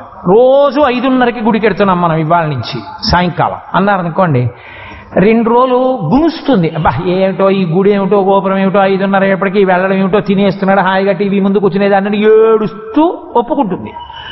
శరీరం వెళ్ళిపోతే ఏం చేస్తుంది? బుద్ధి ఒప్పుకున్న తర్వాత వారం రోజులు పోయాక 5:30 అయింది గుడికి వెళ్ళాలి కదూ అంటే, నెల్లాళ్ళు పోయాక గుడి గంటలకి, ధ్వజస్తంభానికి, ప్రదక్షిణానికి, భాగవతులకి అలవాటు పడుతుంది. 2 నెలలు పోయాక లలితా సహస్రం పుస్తకం అడిగి పుచ్చుకుంటుంది. 3 నెలలు పోయాక లలితా సహస్రం చదువుతుంది. 4 నెలల తర్వాత ప్రవచనం వింటుంది. 6 నెలల తర్వాత ధ్యానం మొదలెడుతుంది. 1 ఏడాది తర్వాత గొప్ప పూజ చేస్తుంది. 5 ఏళ్ల తర్వాత ఆయనే ప్రవచనం చెప్పచ్చు. ఎందుచేత నేను ఈ మాట అంటున్నానంటే, అసలు మనసు అభ్యాసమునకు మాత్రమే లొంగుతుంది. మీరు ఈశ్వరుడితో ముడియడం దానికి నేర్పారనుకోండి, అది తప్పుకుంటుంటుంది భయంతో. అమ్మో అలా చేయకూడదు, అలా చేయకూడదు, అలా చేయకూడదు. ఈశ్వరుడు చూస్తున్నాడు, నువ్వేం చూస్తున్నావో, ఈశ్వరుడు చూస్తున్నాడు, నువ్వేం వింటున్నావో. రేపు పూజ చేయడానికి ఎడతావు కదా, అప్పుడు అడుగుతాడు, నువ్వేం పెద్ద మహానటుళ్ళ, నట చక్రవర్తి, నట సార్వభౌమాలాగా అక్కడికి వెళ్ళి కూర్చుంటే ఆయనకి తెలియదు అనుకోకు. నిన్న నేను చూశావు, ఏది కావాలని చూశావు, చూసి ఏ ఉన్మాదం పొందావు అని ఆయన అడిగాడు అనుకో, ఏం చెప్తావు? అవును అలా చూశాను, ఉన్మాదం పొందాను, నువ్వు నాకు పూజ చేయకు, అసహ్యం నీవంటే నాకు పోతలకి అని కాళ్ళు వెనక్కి తీసేసుకున్నాడు అనుకో, నీ బతుకు ఏమైపోతుంది? వద్దులేండి, దిక్కుమాలిన సుఖాలు ఎందుకు, కానీ పరమేశ్వరుడి దగ్గర నేను హాయిగా అధికారంతో వెళ్ళి కూర్చోగలిగిన అదృష్టం నాకు చాలు, కాబట్టి నాకు వద్దండి. ఇప్పుడు భక్తి పాశముతో ముడివేశారనుకోండి, అది తిరస్కరిస్తుంది, వెనక్కి అడుగేస్తుంది. అందుకే శంకరాచార్యులు వారు శివానంద లహరి చేస్తూ మాట అంటారు, ఇదే ఇంద్రియములు వెనక్కి తిరిగిపోతే ఏమైపోతుందో తెలుసా? మనస్సు కానీ పవిత్రం అయిపోయింది అనుకోండి, ఆనందాశ్రుభిరాతనోతి పులకం నైర్మల్యతశ్చాదనం వాచాశంక ముఖైస్థితైశ్చ జఠరా పూర్తిం చరిత్రామృతైః రుద్రాక్షైర్భసితేన రక్షవపుషోత్ రుద్రాక్షైర్భసితేన దేవవపుషో రక్షాం భవద్భావనా పర్యంకే వినివేశ్య భక్తి జననీం భక్తార్భకం రక్షతి అంటారు. శంకరులకు చెల్లింది చెప్పడం. ఆనందాశ్రుభిరాతనోతి పులకం అలవాటు పడిపోయింది. ఇప్పుడు ఎవరో ఒక ఆవిడ కనపడ్డారు, ఆవిడ కూర్చుని మాట్లాడుకుంటున్నారు, అలా చూస్తూ ఉంటాడు ఆవిడ వంక, ఎడి దుర్మార్గుడు అలా చూస్తున్నాడు అనుకుని ఆవిడ అనుకుంటూ ఉంటుంది, ఏమంటే అలా చూస్తున్నారు ఏమన్నా అనుకోరా, అమ్మ కామాక్షిలా లేరండి ఆవిడ, నాకు ఆవిడ్ని చూస్తుంటే అచ్చు కామాక్షిదేవి జ్ఞాపకం వస్తోందండి, నా తల్లి పాదాలు గుర్తొస్తున్నాయండి. రామకృష్ణ పరమహంసని పల్లకీలో తీసుకెళ్తున్నారు శిష్యులు, అసుర సంధ్య వేళ అయింది, వేశ్యలందరూ వచ్చి ఇళ్ల ముందు నించున్నారు, విటులు అందులో అందమైన వాళ్ళ కోసం పరిశీలిస్తూ నడుస్తున్నారు. పరమహంసని శిష్యులు పల్లకీలో తీసుకెడుతున్నారు. పరమహంస అకస్మాత్తుగా పరదా తొలగించి చూశారు, ఒక వేశ్య పాదాల వంక చూశారు ఆయన, అంతే. ఆ పల్లకీలోంచి కిందకి దూకేస్తే శిష్యుల భుజాల మీద ఉన్న పల్లకీ పడిపోయి కొంతమంది శిష్యులు పడిపోయారు, మోస్తున్న వాళ్ళు. ఈయన పరిగెత్తుకుంటూ వెళ్ళిపోయి ఆ వేశ్య పాదాలు గట్టిగా కౌగలించుకుని జగదంబ జగదంబ జగదంబ అని అరిచారు. బలవంతంగా విడిపించి పల్లకీలో పడేసి తీసుకుపోయారు శిష్యులు. ఏమండి ఆనమతుందా, ఎంత అమర్యాద, ఏమిటండి ఆవిడని అలా పట్టుకున్నారు, వేశ్యని తప్పు కదూ అన్నారు.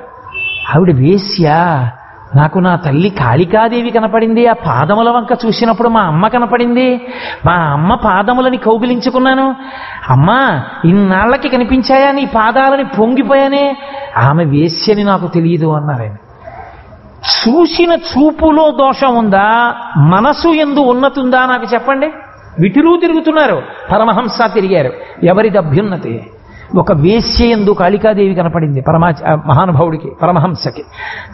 వివేకానందుడంతటి వాడికి అనుమానం వచ్చింది, ఇన్ని చెప్తారు కదా గురువుగారు, రాత్రి భార్య శారదాదేవితో కలిసి పడుకుంటారు, ఏం చేస్తారో చూస్తానని కిటికీ ఎక్కి చూశాడు పైకి. తన భార్య శారదాదేవి మంచం మీద పడుకుంటే ఆమె పాదముల వంక చూసి కాళికాదేవి అష్టోత్తరంతో పూజ చేసి నీరాజనమిస్తున్నారు రామకృష్ణ పరమహంస. తన భార్య యందు పరదేవతని చూశారు ఆయన. అంతటి మహాపురుషులు. చూపుది కాదు దోషం, మనసుది దోషం. నీ మనసుని నిగ్రహించగలిగితే అది పాపము కాదు, విషయ సుఖము కాదు, అభ్యున్నతి హేతు. అప్పుడేమైంది మనసు? ఆనందాశ్రుభిరాత నోతి పులకం. ఆనందాశ్రువుడు కన్నుల వెంట పడిపోతాయి. ఒకడు భజన వింటున్నాడు, వింటూ వింటూ కళ్ళంబట నీళ్లు కారిపోయాయి. అబ్బా ఏమి పరమాత్మ అండి అని. అందరూ వెంకటాచలం పెడతారు, తోసేశారండి, 2 నిమిషాలు ఉండలేదండి, 3 నిమిషాలు ఉండనివ్వలేదండి అంటారు. ఒక ఆయన బయటికి వచ్చి కూర్చుని ఏడుస్తున్నాడు. నిన్ను తోసేశారా అన్నారు. నన్ను తోసేశారని ఏడవట్లేదండి, అయ్యో పొట్టి వాళ్ళు వస్తారు, పొడుగు వాళ్ళు వస్తారు, ఎక్కడెక్కడి నుంచో వస్తారు, నేను చూడకపోతే వాళ్ళని నేను చూడలేదేమో అనుకుండిపోతారేమోనని ఎన్ని సంవత్సరాల నుంచి కాలు కదపకుండా చిన్న పద్మపీఠం మీద అలా నిలబడిపోయాడో, అలా నిలబడి నిలబడి నిలబడి కాళ్ళు ఎంత నిప్పెడుతున్నాయో. ఎవ్వరూ వెళ్ళి కాళ్ళు పట్టరేమిటండి, ఒక్కసారి అనుమతిస్తే స్వామి కాళ్ళు పడదామనుంది, నిలబడి నిలబడి నిలబడి నా తండ్రి కాళ్ళు నిప్పెట్టట్లేదా అని ఏడిచాడు ఆయన.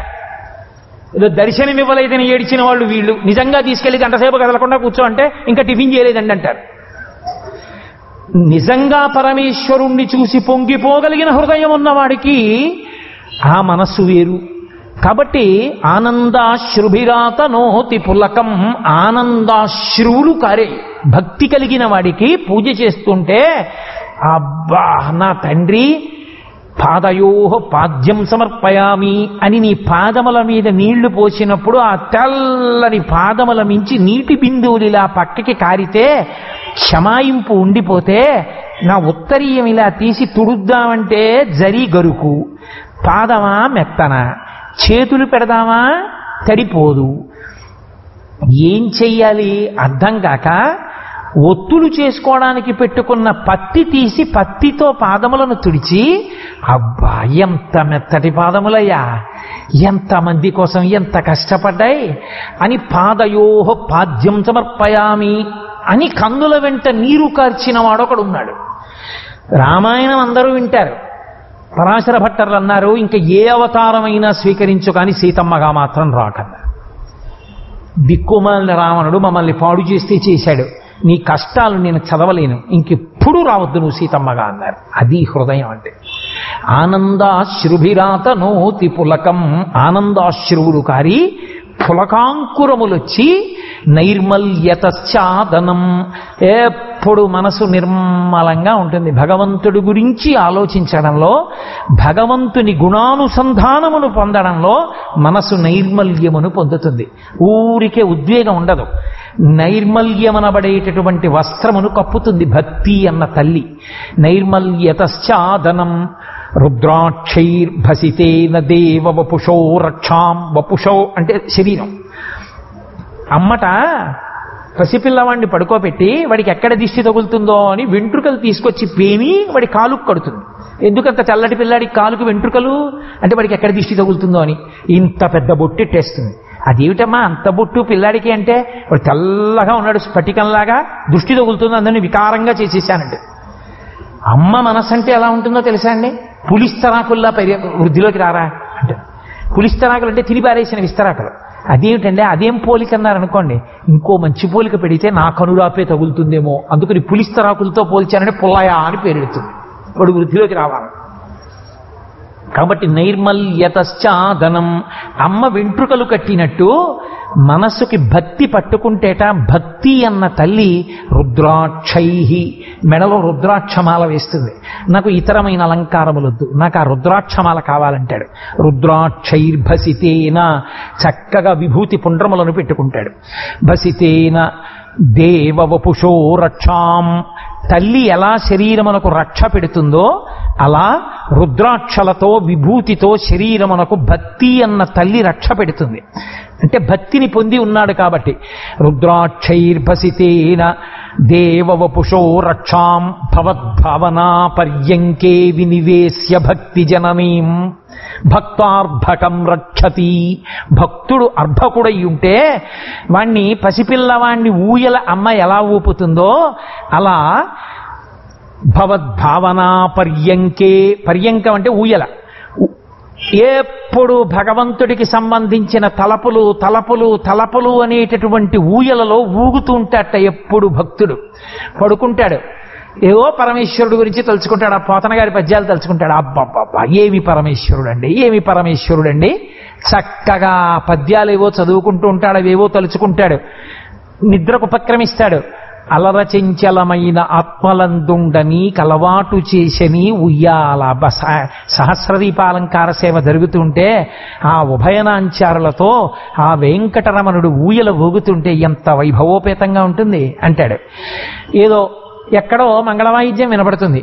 శ్రీశైలంలో చిత్రం చూశావు, గంగా పార్వతి సహిత మల్లికార్జునుడు అని కూర్చోపెట్టి స్వామికి కళ్యాణం చేస్తుంటే ఆ కళ్యాణ మంటపం, ఆ కళ్యాణం నిజంగా ఎంత గొప్పగా ఉంటుంది అక్కడ ఆ మంగళవాయిద్యం అంటాడు. ఎక్కడో హారతి గంట వినపడింది, సోమనాథులో మంగళహారతి ఎంత బాగుంటుందో 1 గంటకి ఇస్తారు అంటాడు. అంటే భవద్భావనా పర్యంకే, ఎప్పుడు ఊయల ఊగుతుంటాడు. ఏదా ఊయల? పరమేశ్వరుడికి సంబంధించిన భావనలు. ఎక్కడ ఏది చూడనివ్వండి పరమేశ్వరుడే జ్ఞాపకానికి వస్తూ ఉంటాడు. ఇప్పుడు కళ్ళు చూడటం లేదా? చూస్తున్నాయి. చూస్తే ఈశ్వరుడు గుర్తొస్తున్నాడు, పరదేవత గుర్తొస్తోంది. వింటున్నాడు, పరమేశ్వరుడు గుర్తొస్తున్నాడు. రుచి చూస్తున్నాడు, పరమేశ్వరుడు గుర్తొస్తున్నాడు. ఏం విచిత్రం అండి, పరమేశ్వరుడు ఎలా నిర్మాణం చేశాడండి అసలు ఇలాగా అంటాడు. ఓ బాదంకాయ, దాని అసాధ్యం కూడా గుత్తులు గుత్తులు గుత్తులు గుత్తులు కాసేస్తుంది. పైన గట్టిగా బాదంకాయ, పండిపోతే ఎర్రటి రంగా, దాన్ని ఉడతలు పీకితే ఇంకా అందంగా ఉంటుంది. దాని అసాధ్యం, లోపల ఎంత ఎరుపో, నెత్తుటి ఎరుపు. దాన్ని తీసుకెళ్లి కొడితే ఆ పై పప్పరంతా పోతే ఇంత చిన్న భరిణే. ఆ భరిణిని అడ్డంగా పెట్టి కొట్టకూడదు, నిలువుగా రాయి మీద పెట్టి రాతితో కొట్టేవాళ్ళం చిన్నప్పుడు. కొడితే కొంచెం బేటిచ్చేలా కొట్టాలి. కొడితే గోళ్లు పెట్టి తీస్తే లోపల ముత్యం పడుకున్నట్టుగా పడుకుని ఉంటుంది బాదం పప్పు. అది పైకి తీస్తే గోధుమ రంగు పొర. ఆ పొరంతా ఇలా చేత్తో తీసేస్తే తెల్లగా మెరిసిపోతూ అందులోంచి బయటికి వస్తుంది. నోట్లో వేసుకుంటే ఎంత కమ్మతనమో. ఏమిటి ఈశ్వర, దానిపైన ఆకుపచ్చటి కాండం పెట్టి అది ఎర్రబడేట్టు చేసి లోపల ఒక గట్టి భరిణ పెట్టి భరిణకి ఒక పక్క నుంచి కొడితే అది బేటిచ్చేట్టు చేసి గోళ్లు పెట్టి గట్టిగా విప్పితే బద్దలై విచ్చుకునేటట్టు చేసి లోపల గోధుమ రంగు పొరలో బాదం పప్పు పెట్టి పొర తీసేస్తే తెల్లటి పప్పు పెట్టి ఆ పప్పు నోట్లో వేసుకుంటే అంత రుచి. ఏమి నీ నిర్మాణ ప్రజ్ఞ, అద్భుతం అన్నాడు. ఇప్పుడు ఆయనకి బాదంకాయ కనపట్టలేదు, బాదంకాయ నిర్మాణం చేసిన ఈశ్వరుడు యొక్క ప్రజ్ఞ గుర్తొచ్చింది. ఏమంటే ఏ చెట్టు అయినా వేరు కానీ బాదం చెట్టు వేరండి. ఏమిటో కానీ ఒక్కసారి పరమేశ్వరుడు సహస్ర బాహువులు చాచి నిలబడితే, కార్తవీర్యార్జునుడు నిలబడితే ఎలా ఉంటుందో అలా ఉంటుంది. నిటారుగా ఇలా వ్యాయామం చేస్తున్న వ్యక్తి చేతులు చాపినట్టు కొమ్మలన్నీ చాపి మధ్యలో స్థూలంగా ఒక్క కాండంతో నిలబడితే సహస్రబాహు అన్నట్టు 1000 చేతులతో పరమాత్మ నిలబడినట్టు లేదండి ఆ బాదం చెట్టు అంటాడు. అంటే ఏది చూడనివ్వండి భవద్భావనా పర్యంకే వినివేశ్య భక్తి జననీం భక్తార్భకం రక్షతి. ఇప్పుడు ఆయన కళ్ళు ఏమి పాడు చేశాయి ఆయన్ని, ఇప్పుడు ఆయన చెవులు ఏం పాడు చేశాయి ఆయన్ని, ఆయన ముక్కేం పాడు చేసింది ఆయన్ని, ఏం పాడు చేయలేదు. ఆయన మనస్సు శుద్ధమై ఉన్నది. ఆ మనసు శుద్ధి అయిన కారణము చేత పంచేంద్రియముల వలన కలిగినటువంటి సమస్త దర్శనములు సుఖములు పరమాత్మకి సమర్పింపబడిన కారణము చేత అవి అభ్యున్నతి హేతువులయ్యాయి. అవ కాకపోతే విషయములై కూర్చుంటాయి, మత్తెక్కించే విషయములవుతాయి. మీరు చూడండి, పాములో విషం ఉంటుంది, పాము కరిచిందనుకోండి చచ్చిపోతారు. ఔషధం తయారు చేసేవాళ్ళు పాములో విషాన్ని తీసి ఔషధం తయారు చేస్తారు. అంతవరకెందుకు ఔషధాలన్నీ విషమే, ఔషధాలన్నీ రసాయనాలండి. మీరు పక్క ఆయన ఏదో మాత్రలు వేసుకుంటున్నాడు కదా, బాగుండదు నేను వేసుకుంటానండి రెండని సరదాగా వేసుకున్నారు అనుకోండి, లేని జబ్బు వస్తుంది. రక్తం అంతా ఆ రసాయనం కలుస్తుంది. రసాయనం కలుస్తోంది అంటే విషం లోపలికి ఎడుతోందా లేదా?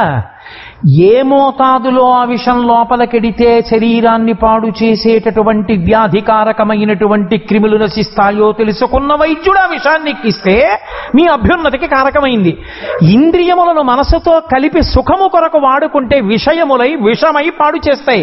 పరమేశ్వరుడికి అర్పణ చేస్తే ప్రథమో దైవ్యోభిషకు అయిన పరమేశ్వరుడు వైద్యుడై ఆయన మధ్యలో నిలబడితే పరమభక్తితో ఇంద్రియములు మనసు కలిపి వాడుకున్న వాడికి అమృతమై లోపల ఉన్న భవరోగాన్ని తీసివేసి వాడు పరమేశ్వరుణ్ణి చేరుకోవడానికి మార్గములయ్యే. అది శంకరుల యొక్క ప్రతిపాదన. దొంగతనం అన్న మాటకు అర్థం ఏమిటి? ఎవడిచ్చాడో వాడి కొరకు, వాడి మర్యాద కొరకు వాడికి చెప్పి వాడుకుంటే మర్యాద, వాడికి తెలియకుండా వాడుకుంటే దొంగతనం. నాకెవరో ఇల్లు అద్దెకి ఇచ్చారు, అద్దెకిచ్చి పెరట్లో పనస చెట్టు వేశారు, పనస చెట్టుకు బ్రహ్మాండంగా కాయలు కాసాయి. ఇప్పుడు నేను కనబడ్డ వాళ్ళందరినీ నా స్నేహితుల్ని పిలిచి రండి పనసకాయలు ఇస్తానని కోసి ఇచ్చేసాను అనుకోండి. ఆయన వాళ్ళ ఇంట్లో పెళ్లికి 4 పనసకాయలు కోసుకుందామని వచ్చాడు అనుకోండి. ఏమంటే పనసకాయలు ఏవి అన్నాడు అనుకోండి. ఇచ్చేసాను అందరికీ. అదేంటండి అలా ఎలా ఇచ్చేసారు, నాకు చెప్పపోయారా అన్నాడు అనుకోండి. మీకు చెప్పేది ఏంటండి, ఇంట్లో మేము ఉంటున్నాం కదా, ఇచ్చేసాను అన్నాడు అనుకోండి. మీరు ఖాళీ చేసేయండి నెలాఖరినట్టు అంటాడా అండా? అదే అయ్యా మా స్నేహితుడు పనసకాయలు కావాలంటున్నాడు, ఒక 2 పనసకాయలు ఇద్దాం అనుకుంటున్నాను, తప్పకుండా ఇవ్వండి అన్నాడు. ఇప్పుడు మీరు పనసకాయలు ఇస్తే ఆయన ఇల్లు ఖాళీ చేయమండం. 2 పనసకాయలు కూడా అడిగిస్తాడండి అని అద్దె పెంచక్కర్లేదు మీరే ఉండండి అంటాడు. మీరు ఎవరు యజమానో ఆ యజమానికి చెప్పి వాడుకుంటే మర్యాద. ఎవరు యజమానో వాడికి చెప్పకుండా వాడి కొరకు కాకుండా వాడితే అమర్యాద. దాసి ఉంటుంది ఇంట్లో, పనిపిల్ల. ఆ పనిపిల్ల తిరుగుతూ ఉంటుంది ఇంట్లో, తుడుస్తూ ఉంటుంది, కడుగుతూ ఉంటుంది. కడుగుతున్నప్పుడు తుడుస్తున్నప్పుడు అనేక పదార్థములు చూస్తుంది. టేబుల్ మీద పెట్టుంటాయి పళ్ళు, టీపాయ్ మీద పెట్టుంటాయి పళ్ళు, వంటింట్లో పెడుతుంది, వంటిల్లు తుడుస్తుంది, వంటింట్లో కనపడతాయి తినే పదార్థాలు, ఏవో బిస్కెట్ల ప్యాకెట్లు అవి పెట్టుంటాయి. దానికి ఆకలి, కడుపు రగిలిపోతోంది. మా యజమానిలే కదా చెప్పేది ఏమిటని చెప్పేసి తీసేసుకుని బిస్కెట్ల ప్యాకెట్ తినేస్తోంది అనుకోండి. మీరు చూశారనుకోండి, ఏమిటి అలా తింటున్నాను అడుగుతారు. ఆకలేస్తోంది తింటున్నానమ్మా అని అనుకోండి. ఆకలేస్తే అడిగి తినొచ్చుగా, అడగకుండా తినడం అంటారా అనరా మీరు? అదే అమ్మ నాకు చాలా ఆకలేసేస్తోందమ్మా, ఈ గది తుడిచి బిస్కెట్లు తింటానమ్మా అందనుకోండి. గది తుడిచి బిస్కెట్లు తినడం ఎందుకే? ఆ చీపురు అక్కడ పడేసి చేతులు కడుక్కుని బిస్కెట్లు తిను, కాస్త కాఫీ కూడా ఇస్తే తాగు, తాగేసి 1 నిమిషం స్వస్థత పడప్పుడు గత్తుడు అంటారా అనరా? యజమానికి చెప్పి వాడుకున్నది అభ్యున్నతి కారకం, యజమాని కొరకు చేసినది దాస్యం. యజమానికి చెప్పకుండా సొంతంగా వాడుకున్నది లౌకికంగానే పతనహేతువైతే కంటికి చూడగలిగిన శక్తిని ఎక్కడ చలానా కట్టి నువ్వు తెచ్చుకున్నావు? ముక్కుకి వాసన చూడగలిగిన శక్తిని ఏ బజారులో కొని తెచ్చి పెట్టుకున్నావు? చెవికి వినగలిగిన శక్తిని ఏ తల్లి తండ్రి తీసుకొచ్చి పెట్టారు? పరమేశ్వరుడు పెట్టాడు. పెట్టిన పరమేశ్వరుడు ఎలా వాడుకోమని చెప్పాడో అలా వాడుకోవలసినటువంటి ధర్మం నీకు లేదా? ఆయన్ని మధ్యలోకి తెచ్చి యజమానిగా నించోపెట్టావనుకో, ఈశ్వరా కంటిని ఇందుకు వాడుతున్నాను అని వాడేవు, అదే భక్తి. అంతే. ఎవరు యజమానియో వానికి చెప్పి వాడుకోవడం. నీకు అది చేత కావట్లేదు. ఇంద్రియములు ఈడిచేస్తున్నాయి నిన్ను. అందుకే ఇంద్రియాలని గుర్రాలతో పోలుస్తారు. ఇంద్రియాలు ఈడిచేస్తున్నాయి నిన్ను. అలా ఈశ్వరుడి పట్ల భక్తితో వాడుకోవడం నీకు చేత కాలేదు. ఎవడిచ్చాడో వాడికే చెప్పు. ఏమండి, మీరు ఇంద్రియాలు ఇచ్చారు, భక్తితో వాడుకోమన్నారు, కానీ నన్ను ఇంద్రియాలు ఈడిచేస్తున్నాయి, నేను చూడకూడనివి చూస్తున్నాను, వినకూడనివి వింటున్నాను, మత్తెక్కిపోతున్నాను. ఈశ్వరా నా మనసుకు మీరే భక్తిని ఇవ్వండి అని అడుగు. శరణాగతి. అడిగారు పెద్దలు, దూర్జటి మొదలైన వాళ్ళు అడిగారు. రోషీ రోజు కామినీ జనుల తారుణ్యోరు సౌఖ్యంబులన్ బాసీ బాయత పుత్ర మిత్రధన సంపద్భ్రాంతి వంచాల తల్కోచి కోయదు నామనంబకట నీకున్ ప్రీతిగా సక్రియలు చేసి చేయదు దీని త్రుళ్ళన చవే శ్రీకాళహస్తీశ్వర అని అడిగాడు. మనసు యొక్క ఉద్ధతిని చెప్పాడు ఆయన. చెప్పి దీని తుళ్ళు అణిచు శంకర, అణిచి నీదాన్ని చేసుకో అన్నాడు. నువ్వు వాడుకోగలిగితే భక్తితో సాధన చెయ్యి. నువ్వు వాడుకోలేకపోతే పరమేశ్వరుడికి శరణాగతి చేసి పరమేశ్వరుడికి చెప్పి పరమేశ్వరానుగ్రహంతో భక్తితో ఉండడం నేర్చుకో. ఈ రెండిటితో ఏ కారణం చేతనైనా నువ్వు ఇంద్రియాల్ని భక్తితో వాడుకోవడం నేర్చుకున్న ఉత్తర క్షణంలో నువ్వు అభ్యున్నతి వైపుకి వెళ్ళిపోతావు. లేదా పాడు చేసేయడానికి ఒక్క ఇంద్రియం చాలు. వివేక చూడామణి చేస్తూ శంకర భగవత్పాదులు అంటారు, ఒక్క కన్ను చూపుకి ఒక జాతి మడిచిపోయింది. దీపపు పురుగులు దీపం దగ్గరికి వెళ్ళి పడిపోతుంటాయి, కింద అన్ని రెక్కలు పడిపోతాయి, అయినా వెళ్ళి పడిపోతూనే ఉంటాయి. శబ్ద లేడికి పాట అంటే ఇష్టం. వలపన్ని వేటగాడు చెట్టెక్కి కూర్చుని పాట పాడతాడు, ఓ పిచ్చి పాట. ఆయనే ఎంఎస్ సుబ్బలక్ష్మి కాదు, లేకపోతే లతా మంగేష్కర్ కాదు. ఆ పాట విని జింక పరిగెత్తుకొస్తుంది. ఆ శబ్దం వినడానికి ఇలా తలెత్తి చూస్తూ వలలో పడిపోతుంది. అది మళ్ళీ వెళ్ళిపోకుండా దుడ్డుకర్ర పట్టుకెళ్ళి ముందు కాళ్ళ మీద కొట్టి విరగొట్టేస్తాడు కాళ్ళు. ఇక వల విప్పేసినా వెళ్లకుండా విరిగిపోయిన కాళ్లతో పడిపోతుంది. శ్రవణేంద్రియానికి లొంగిపోయినటువంటి జింక వలలో పడిపోతోంది. స్పర్శేంద్రియానికి అలవాటు పడిపోయిన ఏనుగు గోతులో పడిపోతోంది. పెద్ద గొయ్యి తవ్వి ఎండుకర్రలు పేర్చి ఆకులు వేసి ఆడ ఏనుగు యొక్క బొమ్మ తీసి పెడతారు. ఆడ ఏనుగు తగిలితే చాలు సంతోషం. మగ ఏనుగు పరుగునొచ్చి దాని మీద నించుని ఆడ ఏనుగుకి ఒరుసుకుంటుంది బొమ్మకి. ఆడ ఏనుగు అనుకుని అంతే ఇలా అనేటప్పటికీ ఆ ఒంటి బరువుకి కర్రలు విరిగి గోతులో పడిపోతుంది. పడిపోగానే ఇక దానికి 10 రోజులు ఏమీ పెట్టరు. ఆకలితో దాహంతో అలమటించిపోయాక ఎవడొచ్చి పెట్టడం మొదలెట్టాడో వాడికి లొంగిపోతుంది. లొంగిపోయి అంకుశంతో పొడుస్తాడేమోనని తనని కట్టవలసిన గొలుసు కూడా తానే తీసి ఇచ్చేస్తుంది. ఎప్పుడూ కదిలే ఏనుగు కాళ్ల ముందు అంకుశం పెట్టి కానీ కూర్చున్నాడా మావటి, కాలు ఎత్తి కూడా వేయదు. కాలు ఎత్తిలా అంకుశం వెనక్కే వేస్తుంది, ముందుకి మాత్రం వేయదు. ఇలా వెనక్కి ఊపుతుంది, ఊపి మళ్ళీ అంకుశం వెనక్కి పెడుతుంది. మీరు ఎప్పుడైనా ఏ వెంకటాచలమో వెళ్ళినప్పుడు చూడండి, దాటదు అంకుశాన్ని.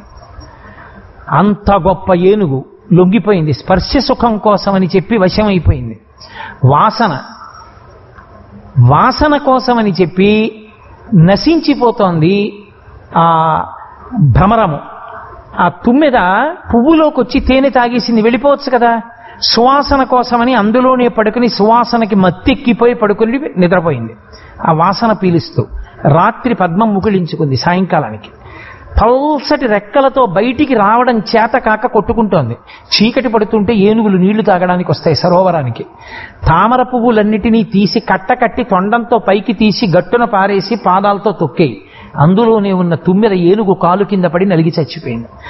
ముక్కు వాసనకి లొంగిపోయిన తుమ్మెదల జాతి ఏనుగు కాళ్ల కింద పడి నశించిపోతోంది పద్మం ముకుళించుకున్నప్పుడు. రుచికి లొంగిపోయిన చేపల జాతి అంతా ఆహారం అయిపోతోంది. కడుపు నిండగా ఉన్న దిక్కుమాలిన చేప వానపాము ముక్క తీసి ఎర్రపెట్టి ఇలా నీళ్లలో వేస్తే ఒక్కసారి కొరికి వదిలేద్దామని కొరుకుతుంది. ఆ కొరికినప్పుడు లోపల ఉన్న సూది కంఠంలో గుచ్చుకుని గిలగిల కొట్టుకుంటుంది. కొట్టుకోగానే పైనున్న పేకబెత్తం కదులుతుంది. ఇలా అంటాడు, నోటిలో గుచ్చుకుపోయిన సూదితో వచ్చి బయటపడిపోతుంది. ఆ సూది విప్పేసి తీసేస్తాడు, బుట్టలో పడేస్తాడు. తడి ఉన్నంతసేపు కొట్టుకుని ఏది కొరికి రుచి చూద్దాం అనుకుందో ఆ చేప ఆహారమై చచ్చిపోతోంది, ఆహారం అయిపోతోంది. ఒక్కొక్క ఇంద్రియానికి లొంగిపోతే ఒక్కొక్క జాతి నశించిపోయింది. అన్ని ఇంద్రియాలు విపరీతమైనటువంటి ఉన్మాదంతో మనసు వాడుకోవడం మొదలు పెడితే నువ్వేమైపోతావు. ఇది శంకరుల తాపత్రయం. విషయాహ కాబట్టి విషమునకు లొంగకు. ఇంద్రియములను మనసును కలపన్నెప్పుడు పరమేశ్వరుణ్ణి ఆధారంగా తీసుకున్నావా అంతే, అభ్యున్నతి పథంలోకి వెళ్ళిపోయావు. తినాలనుంది, అప్పుడు తిన్నాడు, ఇప్పుడు తిన్నాడు. అప్పుడు తిన్నప్పుడు తన కొరకు తిన్నాడు, ఇప్పుడు తిన్నప్పుడు ఈశ్వర ప్రసాదంగా తిన్నాడు. అప్పుడు భార్యకి మల్లె పువ్వులు తీసుకొచ్చాడు, ఇప్పుడు భార్యకి మల్లె పువ్వులు తెచ్చాడు. ఇప్పుడు సాయంకాలం సంధ్యావందనం అయ్యాక పరదేవత కాళ్ళ మీద పెట్టి భార్యకి ఇచ్చాడు. అప్పుడు ఇచ్చాడు, ఇప్పుడు ఇచ్చాడు. అప్పుడు ఇవ్వడంలో లౌకికమైనటువంటి కోరికలున్నాయి, ఇప్పుడు ఇవ్వడంలో భగవంతుని యందు ప్రసాద బుద్ధి ఉంది. పూర్వం ఏది కనపడితే అది వాసన చూసి ఈశ్వరుడి దగ్గర పెట్టేవాడు, ఇప్పుడు కాదు. ముందు సర్వేశ్వరుడు వాసన చూడాలని ఆయన దగ్గర పెట్టి నిర్మాల్యంగా తీసి వాసన చూసి తల మీద పెట్టుకుంటున్నాడు. నీ మనసు మారింది, చేష్టితము మారలేదు. చేష్టితము కాదు నిన్ను ఉద్ధరించినది, నీ మనసు నిన్ను ఉద్ధరించింది. కాబట్టి మనసు సంస్కరింపబడాలంటే భక్తి పాశములను కట్టు. భక్తి పాశములు కట్టుకోవడానికి నీ శక్తి చాలదు, గురువాక్యములను బాగా విను. లేకపోతే ఎంత పాడైపోతావో, ఆఖరి స్మరణ నిన్ను ఎన్ని కోట్ల జన్మల కిందకి తీసుకెళ్లిపోతుందో, ఎంత ప్రమాదానికి గురైపోతావో జ్ఞాపకం తెచ్చుకుని పరమేశ్వరుణ్ణి మధ్యలోకి తీసుకొస్తే ఇంద్రియములు మనస్సు పరమేశ్వరుడు ఇప్పుడు కలిశారు, అంతే. అంతా భక్తి అయిపోయింది. ఇప్పుడు నువ్వేది చూడు తప్పులేదు. ఒక జలపాతం పడుతోంది, అబ్బా ఏమి ఈశ్వరుని యొక్క నిర్మాణ ప్రజ్ఞ అండి, ఏమి ఆ జలపాత వేగం అండి. ఆ జలపాతం పడిపోతుంటే గంగావతరణం గుర్తు రావట్లా? ఏమంటే దాని చప్పుడు వింటుంటే అయ్య బాబోయ్ అనిపిస్తోందే, ఇక్కడి నుంచి ఆ ఘోష నిజంగా ఆకాశంలోంచి ఆ గంగ పడుతున్నప్పుడు పరమశివుడిలా నిలబడి ఎలా పట్టాడంటారు గంగని అన్నాడు. అప్పుడు జలపాతం చూడ్డానికి ఇప్పుడు జలపాతం చూడ్డానికి తేడా రాలా? అప్పుడు సూర్యబింబాన్ని చూస్తే అబ్బా ఎంత అందంగా ఉందో ఎర్రగా అన్నాడు. ఇప్పుడు సూర్యబింబాన్ని చూస్తే లోకరక్షకుడు 3 మూర్తులు కలిసిన మూర్తి అని ఆదిత్య హృదయం జరివాడు. నీ మనసు కారణం. కాబట్టి శంకర భగవత్పాదుల యొక్క ప్రతిపాదన ఏమి? కేచ దస్యవహ, దొంగలెవరు? దొంగలెవరంటే చెప్పకుండా పట్టుకెళ్ళిన వారు. పరమేశ్వరుణ్ణి మధ్యలో పెట్టకుండా మనసు ఇంద్రియములను వాడుకుని విషయములను అనుభవిస్తే బతికున్నంత కాలం దొంగతనమే చేశావు కాబట్టి కారాగారంలోకి పోతావు, అంటే హీనమైన ఉపాధిలోకి పోతావు. నువ్వు దొంగవి కాదు, దొరవి. యజమానికి చెప్పి వాడుకున్నవాడే దొర. ఇంట్లో అరటి చెట్లు బోల్డ్ ఉన్నాయి. అయ్యా మా నాన్నగారి తద్దినం వచ్చింది, పితృకార్యం వచ్చింది, ఓ 10 అరిటాకులు కోసుకుంటున్నానని ఫోన్ చేశావు. ఏమిటంటే అది కూడా చెప్పాలంటే కోసుకోండి అన్నాడు అని ఫోన్ పెట్టేశాడు. ఇప్పుడు 10 కాదు 12 అరిటాకులు కోసుకో, తప్పులేదు, గొడవ వదిలిపోయిందంటే నువ్వు దొరవి. నువ్వు ఆ కోసుకునేటప్పుడు నీకు బెంగ ఉండదు.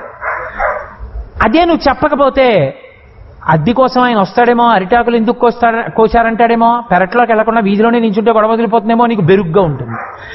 నువ్వు యజమానికి చెప్పి వాడుకో, ఇవి ఎవరిచ్చారో వాడికి చెప్పి వాడుకో. వాడికి చెప్పి వాడుకున్న తర్వాత నువ్వు చెప్పకో, దేనికి వాడకూడదో దానికి వాడలేవుగా. నువ్వు చూడకూడదవన్నీ చూడడానికి పరమేశ్వర నువ్వు ఇచ్చిన ఈ కన్నులతో నేను దానిని చూస్తున్నాను అని చూడకూడదు ఎలా చూస్తావు? పరమేశ్వర నువ్వు ఇచ్చినటువంటి ఈ నాలుక మీద నేను కళ్ళు పోస్తానని ఎలా పోస్తావు? పరమేశ్వరుడికి చెప్పి కళ్ళు పోస్తావా? దీని మీద లోపల వైశ్వానరాగ్ని వెలుగుతోంది, యజ్ఞగుండం, అందులోకి తీసుకెళ్లి సారా పోయగలవా నువ్వు? ఉన్మాదక ద్రవ్యాన్ని పొగని లోపలికి పీల్చగలవా నువ్వు? పరమేశ్వరుడికి ఇక్కడే ఉన్నాడు, చూస్తున్నాడు. నేను ఎలా పోస్తానండి? కళ్ళు ఇక్కడ యజ్ఞగుండంలో లోపల రగులుతుంటే అహం వైశ్వానరో భూత్వా ప్రాణినాం దేహమాశ్రిత, యజ్ఞగుండంలో కళ్ళు పోసిన వారీచినటువంటి వాడో కళ్ళు లోపలికి పోస్తే నేను అటువంటి వాడిని, నేను పోయినన్నాడు. ఆరోగ్య భయం చేత కాదు, ఈశ్వర భక్తి చేత. భక్తి కలిగింది, నీ ఉన్మాదములన్నీ ఆగిపోతాయి. విషయములు కావు ప్రసాదములు. భక్తి లేదు విషయములు, భక్తి లేని విషయములు బంధనములు, భక్తి కలిగిన ప్రసాదములు అమృతమునకు కారణములు. దాని చేత అమృతత్వమును పొందుతావు. కాబట్టి కేచదస్యవహ విషయ, ప్రసాదం ఎప్పుడైంది? భగవంతుడి అనుగ్రహంతో. ఇది తెలుసుకో, జీవితాన్ని దిద్దుకో. ఇది శంకర భగవత్పాదుల యొక్క ప్రతిపాదన. కోవైరి రేపు మాట్లాడతారు. అబ్బా అసలు ఏవి ప్రశ్న వేస్తారో మహానుభావుడు. రేపటి రోజు సాయంకాలం ఆ ప్రశ్నకి జవాబుని ఎస్తు అనుద్యోగ అంటారు. చిన్న మాటలో చెప్తారు. అమ్మో ఏమి మాటలో, ఏమి శంకర భగవత్పాదులో. రేపు సాయంకాలం ఆ ప్రశ్నకి జవాబు ఏమిటో తెలుసుకుంటే ఒళ్ళు గగురు పొడుస్తుంది. అమ్మో ఇంత జాగ్రత్తగా ఉండవలసిన అవసరం ఉందా అని. మనకి ఈశ్వరుడు ఏది ఇచ్చాడో దాన్ని ఎంత జాగ్రత్తగా వాడాలో అర్థమవుతుంది. కాబట్టి రేపు సాయంకాలం దాన్ని శంకర భగవత్పాదుల అనుగ్రహంతో పరిశీలన చేద్దాం. మంగళాశాసన పరై మదాచార్య పురోగమై సర్వైశ్చ పూర్వైరాచార్యై సత్కృతాయాస్తు మంగళం. మంగళం కోసలేంద్రాయ మహనీయ గుణాత్మనే చక్రవర్తి తనూజాయ సర్వభౌమాయ మంగళం. ఉమాకాంతాయ కాంతాయ కామితార్థప్రదాయినే శ్రీగిరీశాయ దేవాయ మలినాథాయ మంగళం. కరచరణకృతం వా కర్మవాక్కాయజం వా శ్రవణనైనజం వా మానసం వాపరాధం విహితమవిహితం వా సర్వమేత్తక్షమస్వ శివ శివ కరుణాబ్ధే శ్రీ మహాదేవ శంభో. సర్వం శ్రీ ఉమామహేశ్వర పరబ్రహ్మార్పణమస్తు. స్వస్తి.